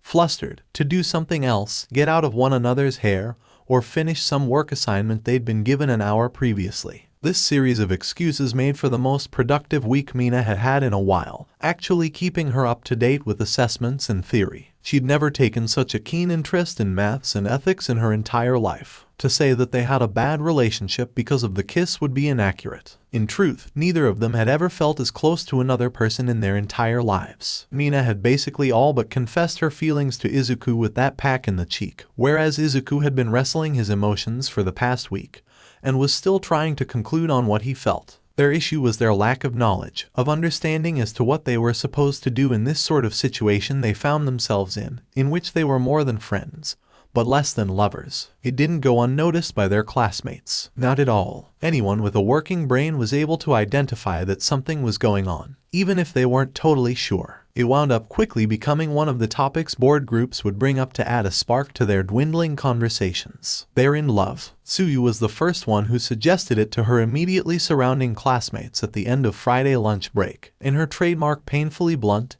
and straight-faced manner. The way she stated it indicated she was certain beyond a shadow of a doubt about it, and that she wasn't just throwing out ideas at random. Until this point, theories had been limited to an idea that something awkward had happened between the two of them, and they were doing their very best to forget that it had ever occurred. Some people rumored a crush from one side or the other, but Tsuyu was the first person to suggest actual love. If it was possible for an invisible girl to blush, Hagakure managed it at the simple suggestion, before squealing out and her skirt began to sway from side to side, indicating she was squirming on the spot. Her sleeves of her uniform, now bent, indicated she was clasping her own cheeks. Kaya, young love. Kirishima just laughed, showing off the sharp calcium molars he had lined in his jaws. Aha, no offense to Midoriya, but I don't think he's the sort of guy a lot of girls would be fawning over. Don't get me wrong, he's manly and all in a fight, and he's a cool guy, but he's kinda a wimp otherwise. I think you've got a very limited idea about girls, Kirishima. Tsuyu responded flatly, once again with the wit that characterized her. Her head was rested on her arms on her desk once again, but she was resting it on its side so she could face her group, this time slightly more involved in the conversation due to being the instigator of it. "I'm with 𝗑𝗓𴑚𝗲 on this one." 𝗬𝗏 popped up this time, offering his 2 cents on the discussion. "Guy seems a bit too awkward for anyone to take interest in him. I mean, I sure wouldn't want to get in a fight with him. He'd freaking scrap me, but like, look at the damn guy." He pointed behind him with his thumb towards Izuku's desk. From the perspective of the group, it looked as though Izuku had been taking notes on what they had just finished learning in class when he looked up and saw the group, whereupon he went scarlet, awkwardly smiled, and waved timidly, nearly robotically, no flow to his movements at all, like a malfunctioning robot. He looked like the biggest damn nerd had just spotted his crush walk through the door in one of those god-awful high school soap dramas from the United States with poor translation to Japanese that went up at 1 in the morning. Perhaps Ishido has a liking towards to the socially awkward, Tsuyu suggested only as a half-joke. The other half of the frog girl was wrestling with the possibility of the acid quirk user actually being attracted to that particular trait. "What's this about me now?" Mina's voice suddenly cut through the conversation, almost naturally slotting herself into the group's discussion without needing to greet them. She dropped her bag on her seat and sat herself down in her desk, the exact opposite way those things were supposed to be placed, and begrudgingly fastened up her white shirt's top 2 buttons and her tie before the next lesson began. War maths. Joy. Her sudden appearance had gained her 4 sets of eyes focused on her, none of them particularly surprised by her random appearance in the group and informal way of joining their chat. They were used to it by now. "Hey Ishido." 𝗑𝗓𴑚𝗲 greeted the pink girl with a wave of his hand. "We're just talking about you and Midoriya dancing around each other all week." She should have expected it, but still, hearing that their interactions had been noticed by their various classmates still embarrassed Mina, whose cheeks began to light up that lilac color when she blushed. It was still way too early in the day to be dealing with this. It didn't help that this morning, she'd had to forego her morning coffee thanks to her sleeping in, so she'd had to use some of her allowance for the week to buy some of the cheap crap they sold in the cafeteria and force that down her neck before she'd gotten to class. She was tired and not in the best of states. That needed to change for tomorrow. She needed a whole lot of caffeine to deal with tomorrow. "What dancing around?" she asked, feigning ignorance fairly convincingly. "You two having short conversations, Midoriya trying to keep out of a certain distance from you, the awkward smiles and the blushes from both of you, eye contact, and those looks across the room you'd give each other when one wasn't looking," Hagakure suggested. When she was given a bunch of looks of surprise that she'd gone into that level of detail, she shrugged and rose on her tiptoes, bouncing up slightly, and responding with cheer. "Invisible, remember. You don't know where or when I'm looking," since no one had a clue what she'd look like if she wasn't invisible. No one could really picture her with a smug smirk on her face, but everyone knew she must have had one in that moment. How exactly was Asui the first one to notice this again? 𝗑𝗓𴑚𝗲 asked with a raised eyebrow. If Hagakure had noticed all of this, why the hell hadn't she mentioned it sooner? Maybe she just didn't connect the dots. Or maybe she liked keeping it to herself and letting everyone else guess. Maybe she was just having fun. "You two like one another, don't you?" Tsuyu, for the 3rd time this conversation, was as blunt as humanly possible. She looked up at Mina completely straight-faced, showing how serious she was in asking that question. Mina blushed. Was she really that obvious? She knew Tsuyu was a perceptive girl, but the horned girl liked to think she hid her feelings somewhat well from her classmates. Tellingly, she didn't deny it at all, not because she couldn't think of an excuse, she had truckloads of them, but weirdly, because she didn't want to hide her feelings for Izuku. Even if they weren't officially dating, she still wanted to be honest with the feelings she had for him. She wanted to talk to him, be close to him, hold his hand, hug him, and she blushed again, remembering her bold action at the subway station on Monday. This time harder, the lilac this time far more obvious on her cheeks, unmissable to anyone who didn't have a color blindness deficiency. She had only chosen to be quiet about her crush on Izuku because she imagined he wouldn't appreciate her spreading any rumors around the place. But instead, she'd been found out. She couldn't decide if that was more embarrassing than her apparently being about as subtle as a freight train or not. After a few moments of crushing silence in their group, during which the room became noticeably quieter, the chattering of other classmates becoming much easier to hear, the group realized that Tsuyu had hit the nail on the head. Or horn, in this case. Wait a second, Asui's right. 𝗧𝗏 was the one who broken the silence between the group, practically staring at Mina in surprise. In saying so, the canister-shaped elbows from which his quirk activated slipped, causing him to nearly smash his head into his desk, quickly forcing him to readjust himself. "Told you," 𝗬𝗪 croaked with a smile. Too late to deny it. To cover it up and make an excuse, Mina resigned herself to the teasing and jesting she was destined to receive at the hands of her social group. Damn it. Her lower lip suddenly felt a harsh, sharp pressure, and it wasn't until a few seconds passed that she realized it was her own teeth. I don't know how Midori feels, but... And now she lets slip her nickname for him. She even has a cute nickname for him. Hagakura's feet seemed to alternate between one being on the ground and another being half cocked up, flicked at the heel. Cute, boundless energy came in the form of a girl no one could ever really see, rivaled only by Mina's usual enthusiasm. "Damn, looks like I got it wrong," Kirishima commented, looking like he was holding back a grin. "Midoriya has got eyes on him." Mina had to avert her eyes from her group, far too flustered to even look any of them in the eye at this point. The temptation to just melt a hole in the floor and fall through it was strong. Sure, from this floor, she'd end up falling in on the third year's mock exams, and she'd almost certainly end up with detention, not to mention a bill back home for the damage that her father would beat her over the head with. But it had to be better than this, that she could deal with. "Why so embarrassed?" 𝗬𴑪 asked, tilting her head to an angle. Concern that her quirk made difficult to express seeped out with her words, being the only one to actually show some for Mina. "We're at that age. No one gets to choose who they like." "You got your eye on someone?" Hagakura asked the frog girl. It was clear that she was enjoying the current conversation, even if her face was never visible, and never would be. To help convey those emotions she felt, she was incredibly dependent on clothing, tone, and body language. Somehow the girl who never had an expression was the most expressive of all Class 1A. "Not particularly," 𝗬𴑪 responded plainly. Mina sighed. "That doesn't reassure me much. She thanks the various gods that none of these guys knew that she'd kissed his cheek, or she would just straight up die." Her lilac cheeks were an unusual sight for everyone around her. It took a lot to get her to blush. Cute as seeing the pink girl flustered for once was, the group seemed to understand her emotional state right now. "I do know there are lots of worse guys to fall for aside from Midoriya though," the dark green girl added on to her statement, sitting up in her desk. "Back in the USJ, he was the only reason me and Minato even got out of that ambush. Ran to help All Might despite me constantly telling him not to. Then we all saw what he did with Todoroki." Smiling at the memories that inspired her feelings for Izuku, Mina felt her stress levels simmer down.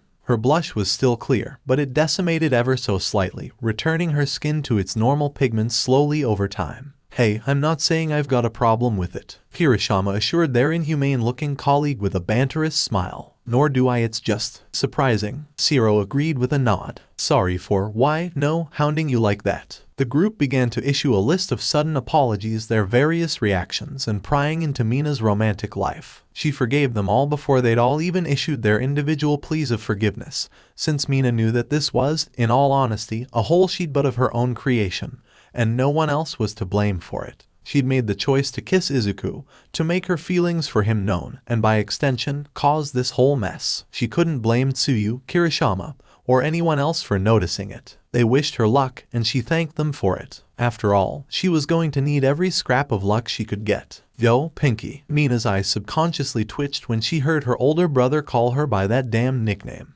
Ever since she'd revealed to her family that her hero name was Pinky after her initial idea was shot down, Mika seemed to have forgotten that she ever even had a first name, and just stuck to calling his sister Pinky. It was a limitless source of entertainment for him. He was way too easy to please. "Yeah, mind if I come in?" "Sure." Her brother opened her heavily decorated door and stepped into the haphazard mess that was Mina's room. Cleanliness wasn't missed on her. She just darted from one thing to another far too quickly to ever consider putting something away. She knew her room was a mess, but she just didn't care. As he attempted to open the door, Mika ended up slamming the door into a pile of clothes near the entrance. He had to squeeze in through the gap he had created in order to enter the room. "You ever think of cleaning up in here?" Mika asked, glancing around, carefully treading between the small gaps of floor he could find. He wasn't exactly a neat freak himself, but his room at least had walking space. The amount of junk around the place was so maddening. He wondered how Mina even got from point A to B without breaking something, or herself. "No time." What do you want, bro? Mina was currently standing over her bed, looking at these selected outfits she'd decided she'd want to wear when she met with Izuku in a few hours. Considering everything, she knew that this was going to be pretty much an all-or-nothing sort of day out. Just thinking about it flustered her. Mika shrugged. Nothing much. Mom wanted to know what you feel like having for dinner. She's trying out another one of those freaking variants again. So if you chose natto again, I'm gonna melt everything in here. I'll dissolve you if you even try it. Mina grinned in response. She knew her brother wasn't serious, but they had these sorts of back and forth spats, mostly as their way of showing affection. They shared a similar quirk, which had led to them having a fairly close bond. Mika's quirk was called Meltdown, and it allowed him to cause any object he touched to melt, as long as he willed for it to happen. With his sort of quirk, it was a wonder he hadn't been accepted into Yui. Still, he expressed pride in his sister for managing to do it, even if he was a bit jealous of her. "Well, you gonna answer or what?" he asked, his arms folded. Only once he asked this question did he notice that Mina was inspecting different clothes on her bed. All of them were relatively skimpy and revealing, but they did the job well enough. He wasn't unused to seeing his sister go about with a lack of modesty. That was just her style, but he didn't actually know that she had plans. With a joking smile, he asked, "What's with the get-up? Hot date lined up?" Mina blushed. There was no way in hell Mika knew that she was meeting Izuku. She'd guarded her phone with her freaking life since they had exchanged those messages. No one knew about the self-proclaimed date Mina was about to go on with Izuku. Her brother was just teasing. But even so, the fact he was so spot on caused her to erupt in embarrassment. "Holy crap, you actually do have a hot date lined up," Mika repeated himself with a look of surprise. His lips suddenly curled into a smug grin. "My little sister's growing up." For the first time since he had entered the room, Mina looked at her brother with a panicked expression. Her hands clapped together like she was about to go into prayer, and she bowed her head so her horns were pointed directly at him. "Please, Mika, for God's sake, don't tell anyone." "Chill, I won't, don't worry." He smirked, having to hold back a laugh at the inevitable number of jokes he had to be creating inside his head. His lips were pursed like he'd bitten into a sour lemon, all in an effort to stop himself bursting out in laughter at his sister's sudden embarrassment. "So, who's the lucky guy, or girl, or intermediary?" "Guy," Mina sighed. She knew her brother wouldn't let her leave until she spilled the truth, so she decided to just get it over with. His name's Midoriya Izuku. Sounds boring as hell. Mika dismissed practically immediately, an action that slightly pissed off Mina. "When you meeting him?" "I've one. Guess that explains the clothes then. What are you going with?" Picking up two of the outfits, one in each hand, Mina showed him the two she was torn between. One was a very similar variant of the clothes she had worn when she first went out with Izuku, except the black shirt no longer had the word acid sprawled all over it. Instead, it was completely plain black. That aside, it was basically the same combination of clothes that she'd worn. The next set was a lot less revealing, but gave the same sort of vibe that the previous one gave. It constituted a dark red jacket with white lines going down the arm's length and to her wrists, covering up a plain white shirt. Along with this, there was a dark blue skirt that cut off just a bit above Mina's knees, covering up her toned thighs. Accompanying the outfit was a pair of knee-high white socks that would cover up her calves and shins. "I dunno. I like this." Mina held up the first, skimpier outfit a bit higher than the other second choice. "But I already met him in something like this." Mika gave her a weird look. "Don't ask. Anyway, I like it, but I kinda wanna show I'm putting in some effort to mix it up a little." And this one, she lowered the first outfit and held up the second one. "I like it, but I dunno. I don't think red best suits me. Not with my complexion." "What do ya think?" "I'd say go with the second one," Mika answered without hesitation. "You can wear the jacket around your waist if you're not keen on it, and it'll be good if it gets cold out. Better to have it and not need it." The logic was there, so Mina nodded. Her brother hadn't led her wrong before, so she trusted his judgment and decided upon the red jacket combination, in spite of her previous misgivings about it. She gave him a warm smile. "You always give me good advice." "Well, you always help me when I go on dates with Qiroh-chan." "That's cause you're useless at picking your own clothes, big bro," Mina teased, remembering how her brother once thought it was acceptable to go out on a date to a restaurant in his part-time job's messy clothes. She felt the need to confess to her brother the true nature of her meeting with Izuku, if only so he had the needed context. "And this isn't really a date. It's, well, I said it was a date, but I don't think Midori fully believed me. So he's not quite your boyfriend yet." Mina shook her head solemnly. I mean, we've hung out, and we're close and all. He lets me call him by his first name." but we've only really known each other for a few weeks. Do you love him? Another wave of embarrassment made its way throughout Mina. It was so embarrassing to admit it, but she felt like she did. She felt like she had really fallen hard for Izuku. Even if it started out as just admiration and respect, it had quickly grown into something far deeper than that. Something a lot more close to her heart. But to answer the question outright was nearly impossible for the young girl to do. Instead, she tried to answer it without answering. I may have kissed him on the cheek. You work fast. Mecha grinned. He could clearly sense the questionable stability of Mina's state of mind right now, filled with both doubt and confidence canceling one another out, until she remained an unsure mess. She was second-guessing herself because of the kiss she'd just confessed to gifting her crush. An impulsive move that she made in the heat of the moment that she didn't know what to think of now. He sympathized with her, remembering when he'd done something similar with his current girlfriend. Resting his hand on her pink shoulder,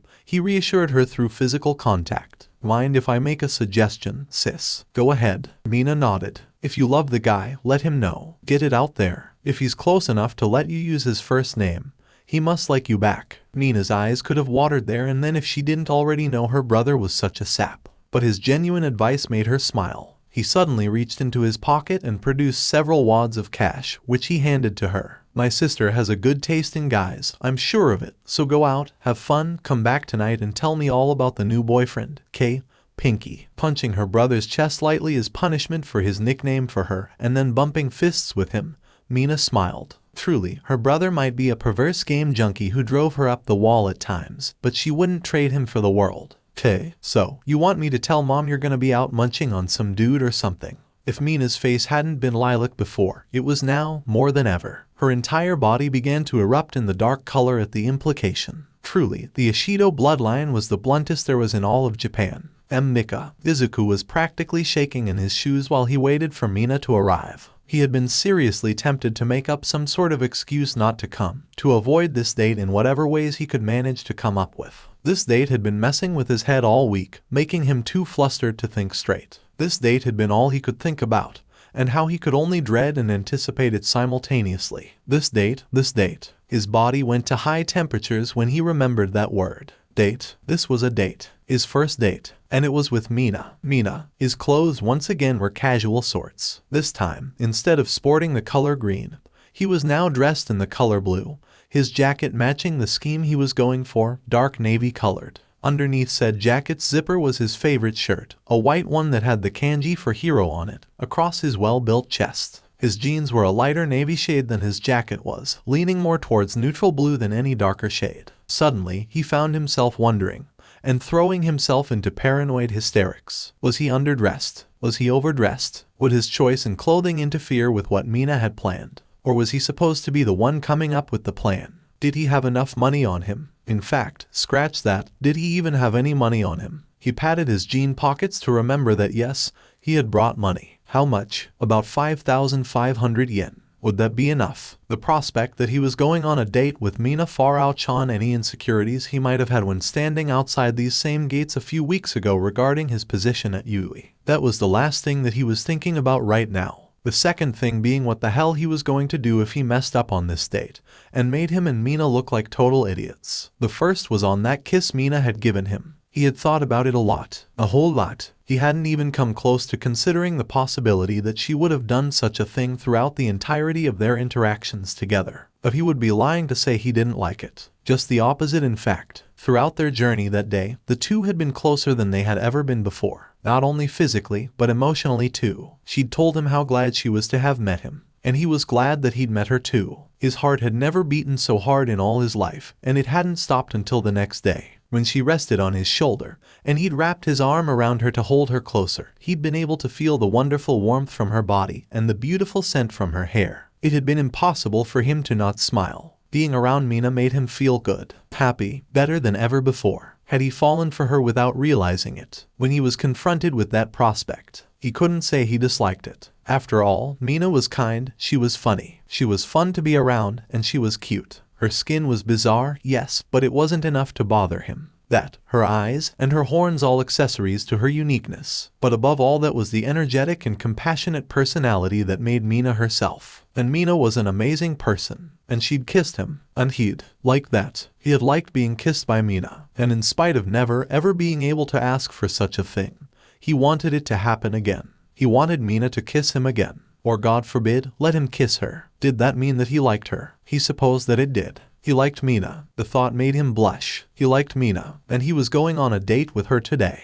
He was going on a date with the girl he liked. Could he be any more lucky? Such a prospect made him more excited than when he first acquired One for All. And wasn't that a weird thought? A few hours with this girl excited him more than the prospect of acquiring his own quirk, of following his childhood dream. Though he would never have been able to do either of those things without One for All. It all came full circle, all because of his passed down quirk. He sent another mental thank you note to All Might, number 552. Midori. Once again, he'd been too wrapped up in his thinking to even notice that he was being approached by someone. He recognized the voice instantly. Its sudden appearance sent him shooting upright to face her. Mina-san. The acidic girl smiled right at him. That cute smile Izuku had identified made his heart race, as well as the fact that between them, there was maybe a meter's worth of space. Mina really did hold little to no concept of personal space, didn't she? Izuku was frozen in place for a few seconds, with a look that couldn't quite decide if it was a smile or a cry for help, instead achieving neither, and making him look wobbly with his half lopsided up and half lopsided down grin. He couldn't have looked more like an idiot if someone paid him to try. Both of the Yui students kept their respective expressions and stared at one another for a few seconds, making it look like the daftest version of a staring contest ever devised to any passers-by. After a few seconds, Mina couldn't help herself anymore and burst out into hysterics, clutching her sides, unable to suppress her amusement at the face Izuku was making right now. In turn, her laughter infected Izuku, making him follow suit, laughing at the awkward situation both of them had found themselves in. Barely a minute since she'd arrived, and already Izuku couldn't stop himself from grinning and laughing.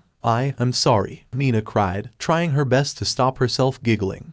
But what was that? PFFFT. She flew on to another round of chortles. That face, she couldn't help it. I have no idea. Under any other circumstance, Izuku would be hiding his face in sheer humiliation.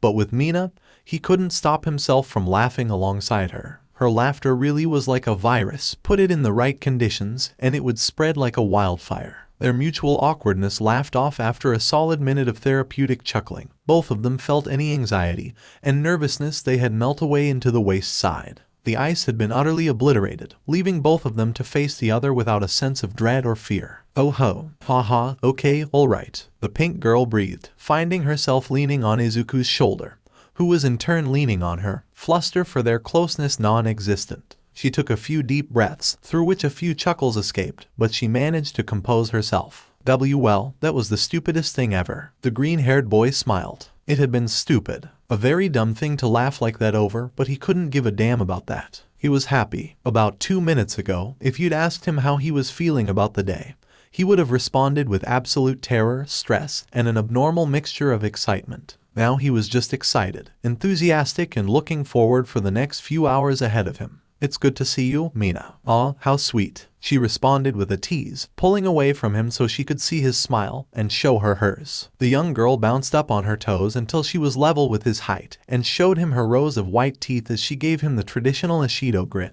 It's good to see you too, Izuku. Formalities dispensed with, both of them began making their way towards the city, their day beginning in earnest. They engaged in conversation like they would have done every other day, had the awkwardness not been hanging over them for the past week. It was nice to just get back to the usual way they spoke. Izuku even managed to get rid of most of his stutter. That's how good he was feeling about today. So, what's the plan? Izuku asked eventually, breaking a small lull in the conversation. They still had a short while to go before they wound up in Tokyo, to the location where Mina had suggested that they head to first, and what they were going to do for the whole day hadn't really been established. Well, first I thought we could go to this cool little store called Shake and get some milkshakes from there. From the raised eyebrow Izuku gave her, Mina figured that he'd never even heard of the store before. That made her smile. She'd get to be the one to introduce him to its wonders. You'll like it, trust me. After that, I dunno. Mina blinked rapidly, realizing she had absolutely no idea what there was to do. I've never really been on a date before. That word again. So, this really is a D-date? Izuku asked, sweating lightly from his forehead as he averted his eyes to the side, so he didn't have to look directly at Mina. Well, yeah, I mean, unless you don't want it to be. The energetic girl responded in uncharacteristic reservation, her hands falling to her side rigidly so they wouldn't sway at all from her thighs. That's not it. I was just... Great. Mina practically did a little jump into the air without waiting for Izuku to finish his sentence. Not waiting to really consider the possible backlash, Mina reached out and clasped hold of Izuku's hand and intertwined her fingers with his, holding onto his warm palm and firmly joining it with hers, zeal taking over her thinking. Well, I guess we'll figure out what we'll do on the way. It'll be fun. Izuku blushed, watching the pink and pale hands touch and hang on to one another. He was tempted to pull away in embarrassment if it wasn't for two key facts. The first fact was it was her hand. It was Mina's hand he was holding now, and he didn't mind that at all. Just the fact it was her hand, her fingers, and that it was just her that he was holding meant that he liked it. The second fact was that, for the first time, he was experiencing real, genuine skin contact with Mina. Even the train ride on Monday hadn't been close to this. That had all been through clothing. But right now, he was being given the simply joy of feeling Mina's skin in his hands. And her skin was warm and soft. Izuku hadn't ever been to a place like 𝗏𝗃 before. It was a small cafe-like shop, with a rustic feel to it, ran by college students. It gave more of an air to a college dorm room than a store, with its flyers, posters, and haphazard seating arrangements throughout the store, not to mention its small size. Mina appeared to be on first-person terms with the staff, in part, she claimed, was because of her constant visits here. She told Izuku that this was probably her favorite place to get refreshments in the middle of the summer. The staff beamed with pride at her from behind the counter upon hearing this. Milkshakes was what this place apparently was well known for, allowing its customers to select a large variety of candies to be made into a cool summer's drink. Mina ordered one that was made from a chocolate bar called 𝗵𝗟, which she said was her absolute favorite. Since he had no reference of what to choose, Izuku ordered one of the same. The creation of said milkshakes involved taking 4 of the chosen chocolate bars, breaking them up, throwing them into a blender alongside a carton of milk and 2 dollops of ice cream. The next step was to blend it all up and serve it, cold enough to give you brain freeze. Around the 5th stage of this creative process, Izuku began to regret his choices in ordering. Quite frankly, anything involving ice cream, milk, and a candy bar that had some sort of thick cream filling mixed into one. There was no way in hell that this wasn't going to upset his stomach. If this was how traditional milkshakes were made, he was glad he'd not seen it happen before. But here, you could see the vendors preparing everything very clearly. Mina was able to tuck into hers without even the slightest care in the world, already having gotten a quarter of it down her neck before Izuku's even arrived. When his did get delivered to him, he stopped to take a proper look at it. It was a mostly white, but slightly gray semi-solid, thick goo type sort of thing, with 1,000 tiny dots, all dark brown, scattered around the mass of it. It looked like some sort of infected desert, which is why it surprised Izuku that the concoction was actually immensely tasty. He'd never even tried something remotely similar, but it tickled his throat, bursting with flavor in spite of the coldness it had. He had to stop for a second to actually comprehend how something that looked like thrown-up paint actually was as delicious as it was. This is actually really nice. Told ya. Mina cheerfully sipped on her own drink. This place is the best. I must come here once a week at least. I can see why. Izuku smiled. Mina had good taste. Somehow that knowledge made him feel a lot calmer about the date. He felt his heart skip a beat for no particular reason other than just being here with this girl. With a small sigh, Mina stopped guzzling down her milkshake for a second, taking the straw from her mouth and putting the transparent plastic cup on the table. She then clapped her fingertips together and smirked. So, here's a fun game. What do you think's the weirdest thing about me? Wait, what? I've spent a ton of time going over why you're weird. Mina grinned. Now I know about your quirk and all, you make a lot of sense to me. You're a bit too polite to bring it up, but no, I don't exactly look like the most typical person around, so you must have noticed something about me you think is odd. Doesn't seem too fair that I've got to remind you over and over how bizarre you are,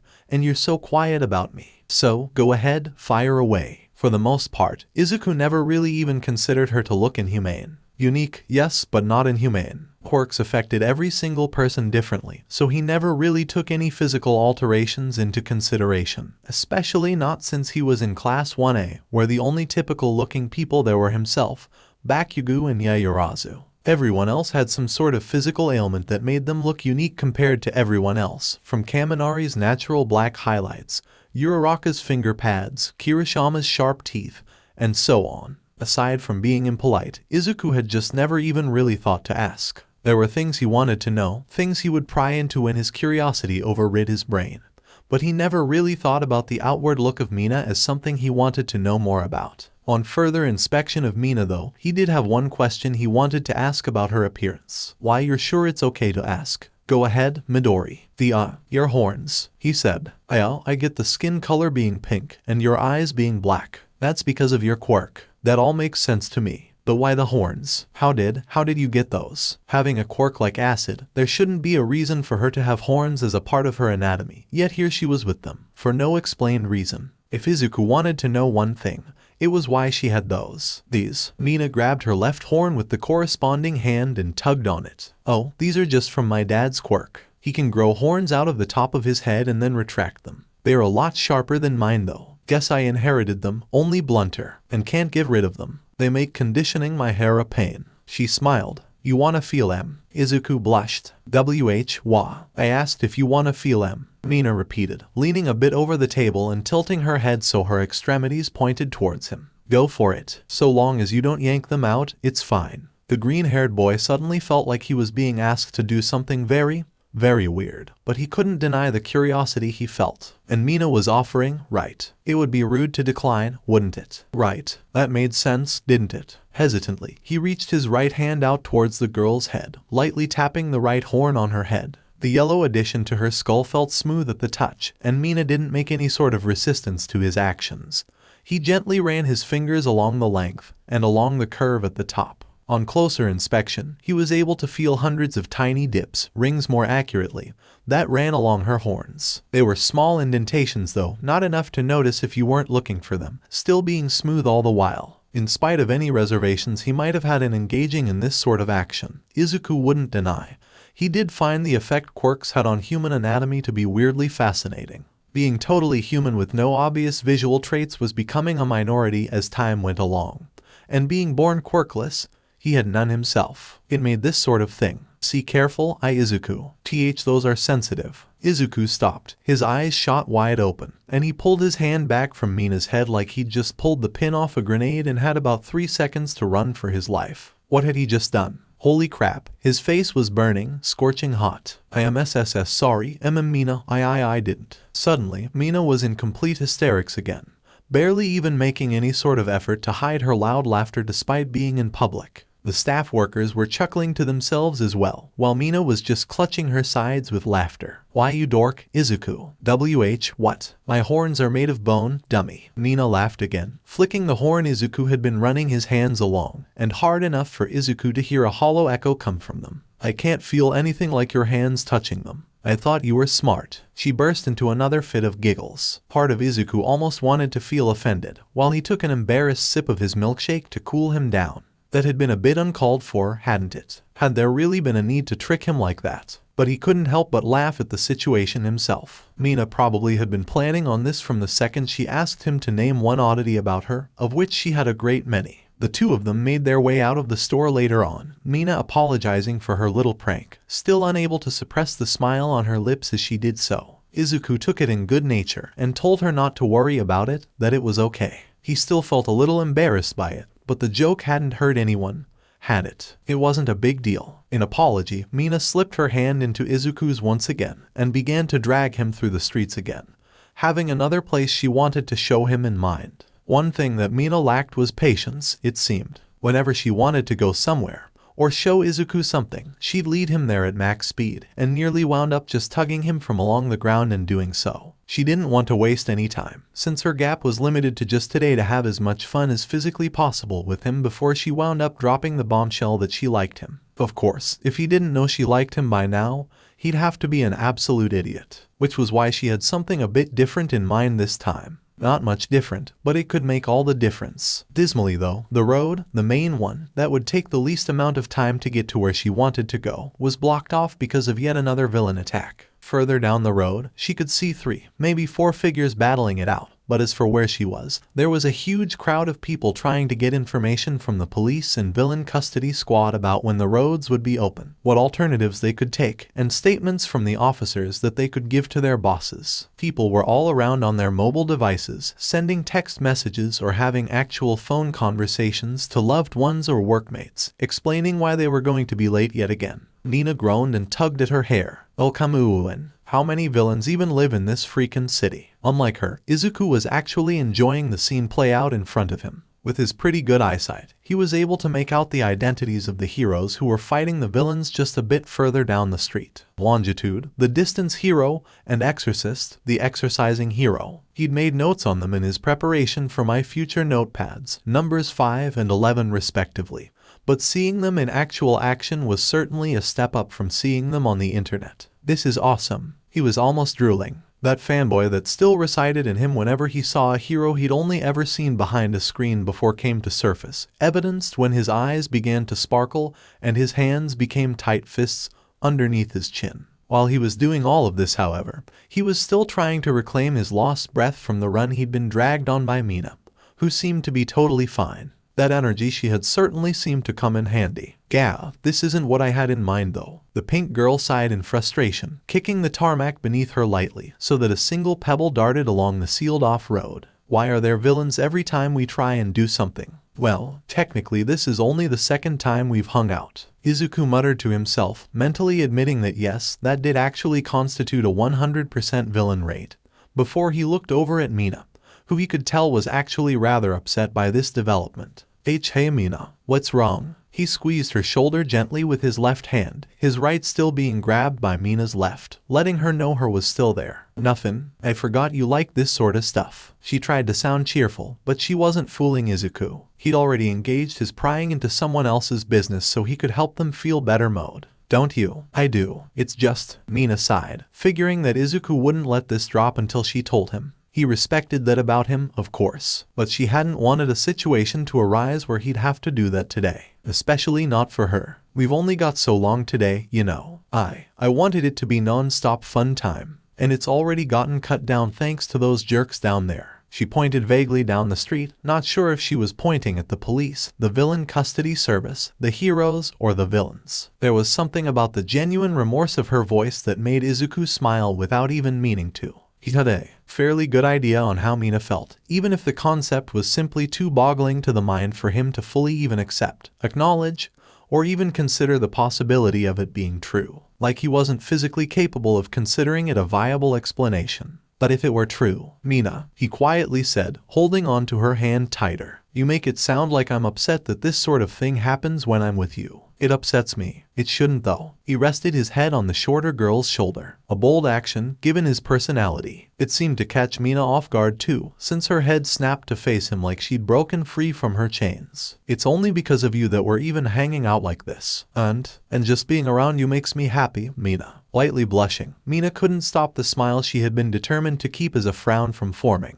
Izuku might be an awkward nerd who had the weirdest quirk known to the history of the human race, but no one had ever made Mina smile as much in her whole life. So you're a sweet talker too, she joked, resting her head atop his head lightly, their roles reversed from when they were on the train together. Neither had any intention of moving anytime soon, so she made herself comfortable. His hair was surprisingly soft and fluffy, rivaling her own. You don't need to keep running around like you do. I want to enjoy today too, but if it's just a huge blur, then there isn't a point, is there? I want to remember today, and it's not like we won't get to do this again. Suddenly, Izuku went scarlet. Had he just basically confessed to not wanting to be the only date that the two of them had? His heart stopped as he awaited Mina's response, praying he hadn't screwed this up. She didn't move or say anything for a few moments before she seemed to bury her head more into his long, curly hair. When she did speak, her voice seemed to be a lot calmer, a lot happier. If Izuku could have seen her face in that moment, he would have seen the single prettiest smile he had ever seen in his entire life. I guess you're right. Damn, Midori, you really are a bit of an expert at arcade games, aren't you? Mina laughed, helping him out of the brightly lit building by supporting his weight, his arm around her neck and her hand on his chest to prevent him from falling flat on his face. My legs feel like they're on fire, Mina. Izuku gasped for breath, his throat drier than sand. Every muscle that he used to walk felt like it had swollen to insane levels. Of course, they hadn't. They were just insanely exhausted, but damned if he was thinking logically at this point. as the two of them had waited for the heroes to finish dealing with the villains at the blockade. Police had informed the growing group of commuters that a route around the fight had been declared a safe zone, and travel could begin heading down there immediately. In contrast to everyone around them, and indeed themselves just a half hour ago, Izuku and Mina walked at a regular pace,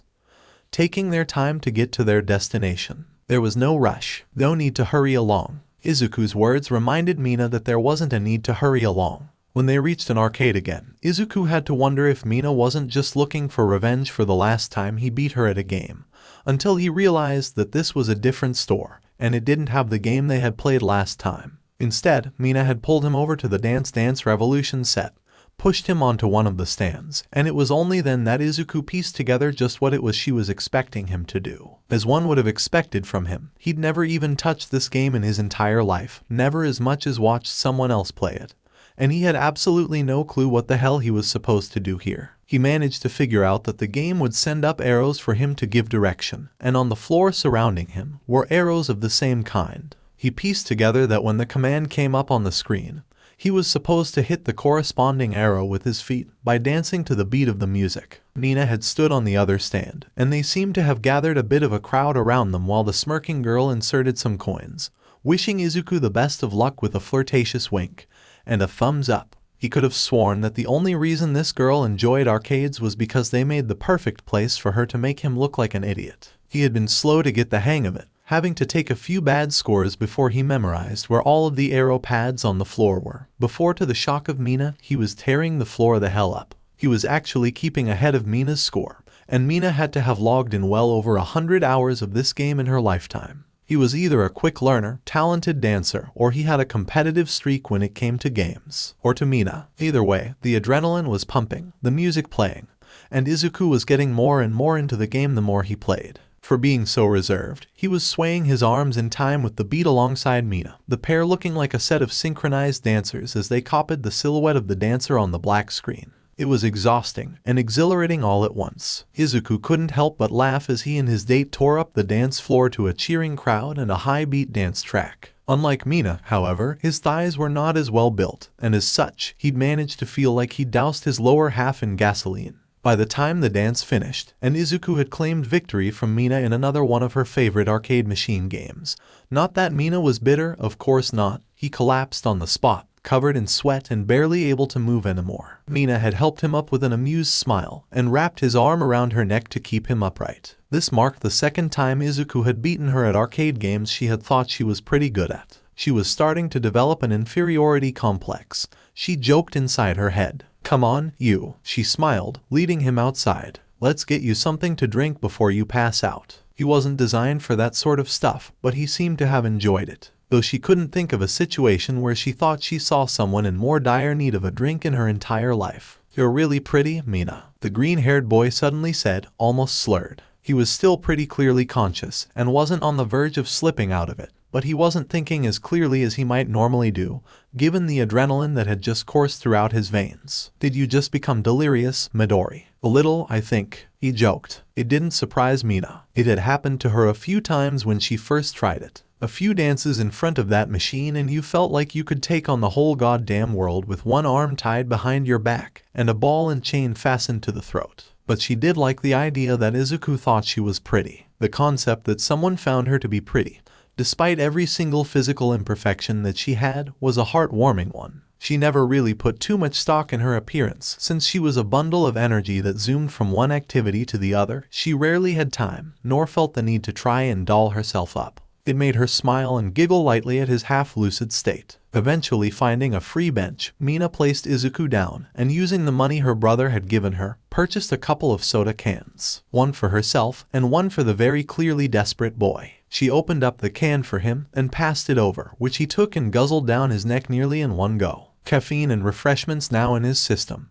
he looked a whole lot livelier than he previously did. His eyes even seemed to burst open wide after he nearly finished his can in one go, like he'd just come back to life. He took a few deep breaths and looked up at Mina, who was quietly sipping on her own drink, amused by the state he was in. "Thanks, I needed that." "No problem, dance king." In between gasps for breath, Izuku managed to smile somewhat. I didn't. I don't even know how I did that. I've never even played." that sort of thing before. Maybe you've got a hidden dancer in you, Mina suggested, sitting next to him. I guess. Since Izuku was beyond done when it came to any sort of physical activity at this point, Mina asked if he wanted to try and find a less physically demanding thing to do for his benefit, which he readily agreed to. He wound up suggesting a bookstore or something a bit more calming. Mina accepted this idea. She was thankful, because honestly, she hadn't expected Izuku to go as full speed ahead with his attempt at the classical dancing game and wound up with legs that were one step away from turning into lava. She'd come up with a few more ideas during the travel time,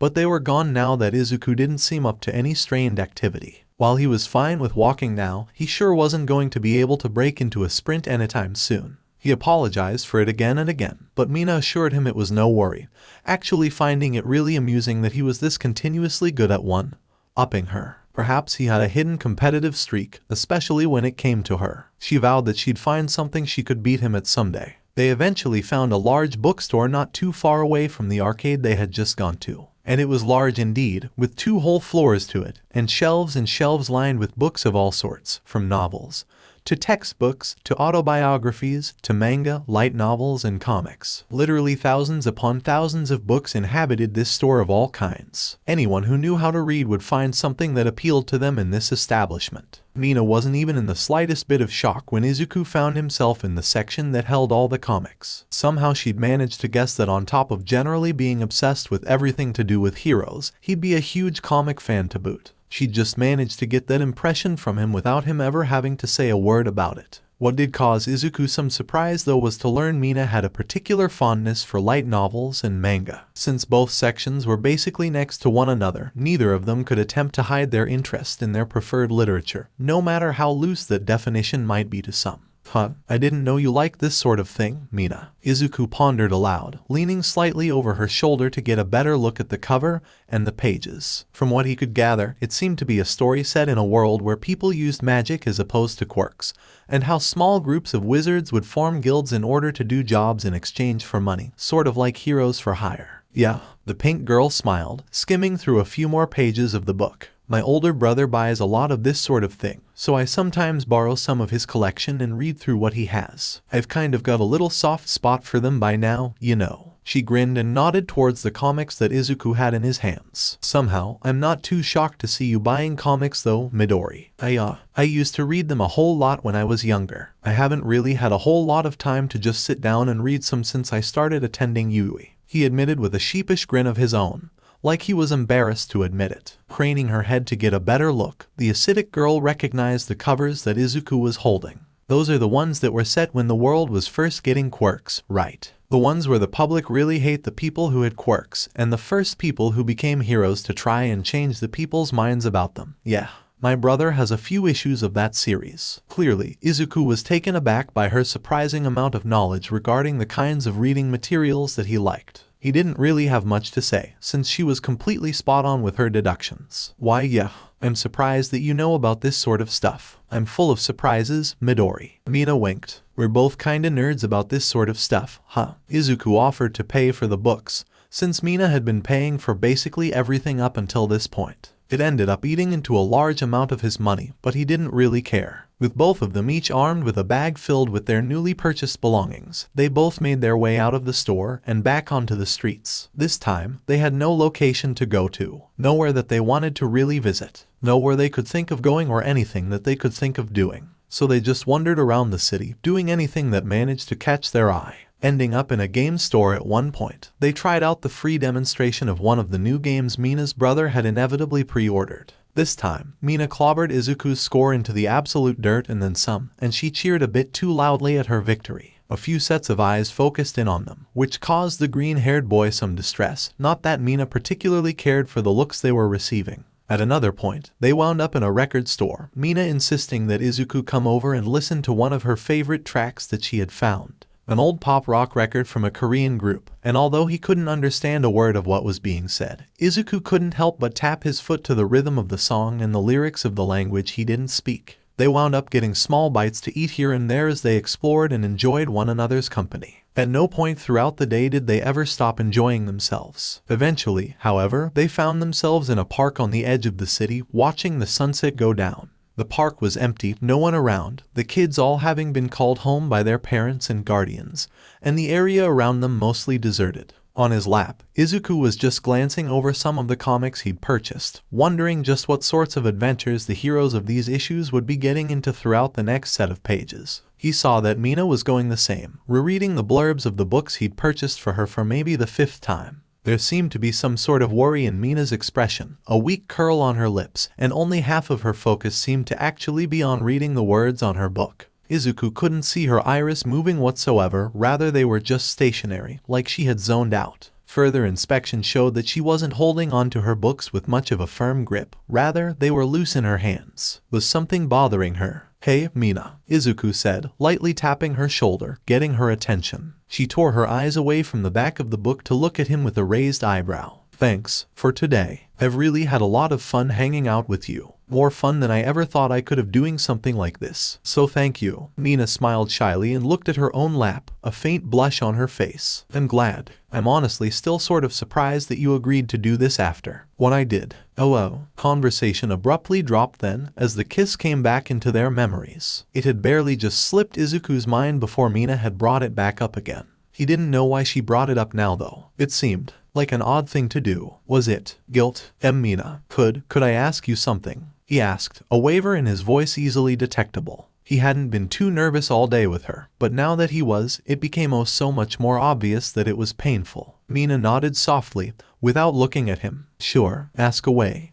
Why did you do it?" He felt like he could already predict the answer, egotistical as it may sound. But he couldn't think of another reason as to why she would do that. But he wanted to be sure. He wanted to know if this was for real. Violet made its way onto Mina's cheeks. Her brother had told her that it was best to just get it out in the open, to confess and be done with it.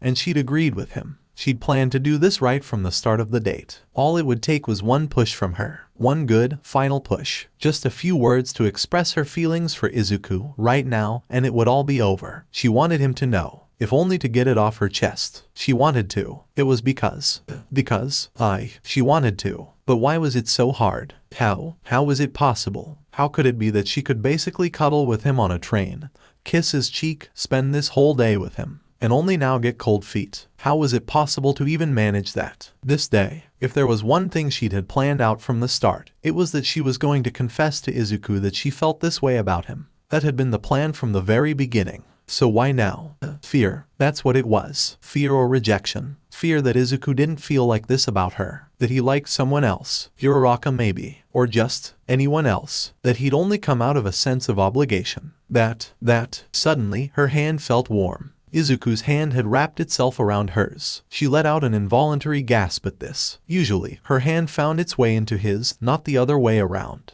But with pink tinting his own cheeks, he'd done it himself. He'd seen her. He'd seen the worry she had, the anxiety, the fear of telling him something that she didn't know how he would react to, something that she could never know how he would react to. Boundless energy, reckless attitude, carefree personality. It all evaporated in the face of a certain kind of uncertainty. And for Mina, it was this kind. "Mina," he said softly, wanting to soothe her worries, but no words came. He didn't know what to say. Even now, he didn't know what he himself would say in this situation.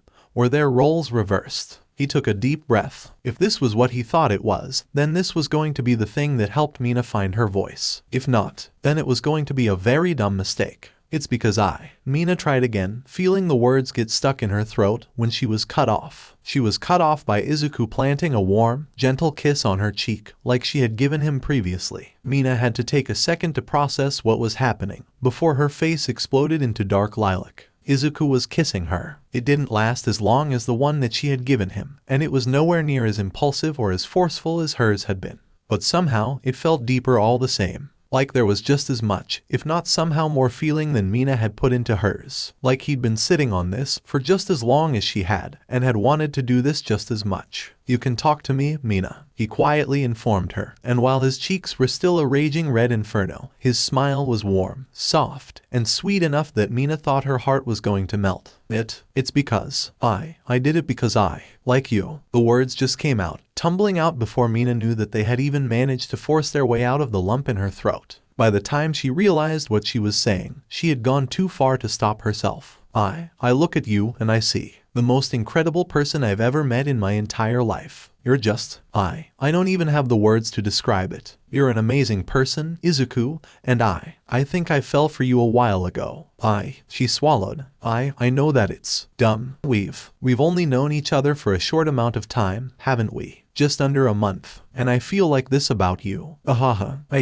She gripped onto Izuku's hand tightly. I don't want this day to end. Izuku couldn't blush anymore. It was insane. He felt calm. He felt good. He felt like everything in the world was as it should be. He knew how she felt. She liked him too. He could tell her now. Mina, that day, I'm glad my bandages were thrown on so poorly after my fight with Todoroki. I'm glad I missed that train. Because if I didn't, I may never have gotten to speak to you, to know you, to fall for you like I have. You like me too. I do, Mina. I really do. It wasn't possible for their hands to be held any tighter than they were right now. Both of their blushes died down a bit, leaving only a bit of color on their faces now. They had done it. They had confessed their feelings for one another. It was mutual. Both of them softly smiled, watching the sun set for a few moments. Nothing needed to be said. It just didn't need to happen. They just needed to be there in that moment with one another, their hands together. They didn't need anything else. They didn't have to say anything else to one another. So, what happens now? Izuku asked after a few moments of silence, turning to look at the girl he'd just poured his heart out to, still unable to get the smile off his face. I dunno, Mina replied.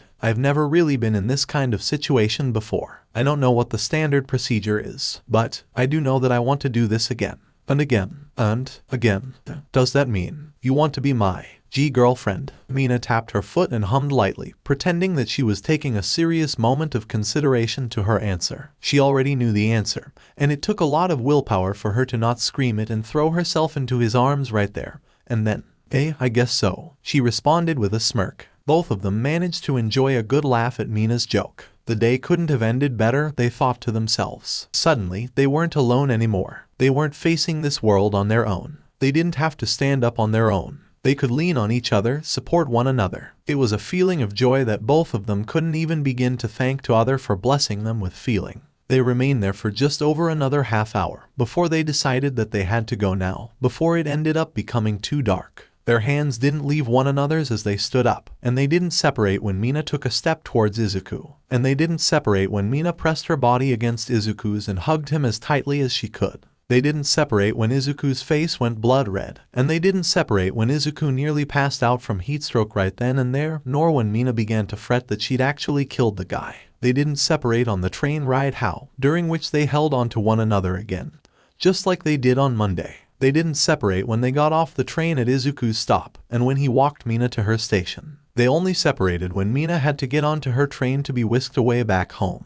But they did so with the promise that they'd join their hands again soon. And throughout it all, Mina just smiled, non-stop. Bad omens be damned. This day had been nothing but a dream come true. So, how'd it go? Mika questioned her sister the moment he passed by his bedroom door when she finally got back into the house. He stepped to the side of his door, inviting his sister inside his room, characteristically scattered with games and books and all sorts that he collected. Their two younger siblings were downstairs playing on the family shared game system, and their parents were in the kitchen, apparently somehow able to keep the gruel that had been served for dinner down in their stomachs, so there was no chance on being interrupted by external sources. Quickly, Mina entered the room, throwing her bag of books down on the floor next to her where she sat opposite her older brother once he shut the door. She couldn't hide the smile on her face, nor the slight tint of purple that was covering her cheeks. It's good news, isn't it? Mika grinned from ear to ear. He sat down and waited for his sister to spill her guts. Come on, Mina, don't hold out on me. Giggling lightly, Mina told him, I did it. I told him how I felt about him,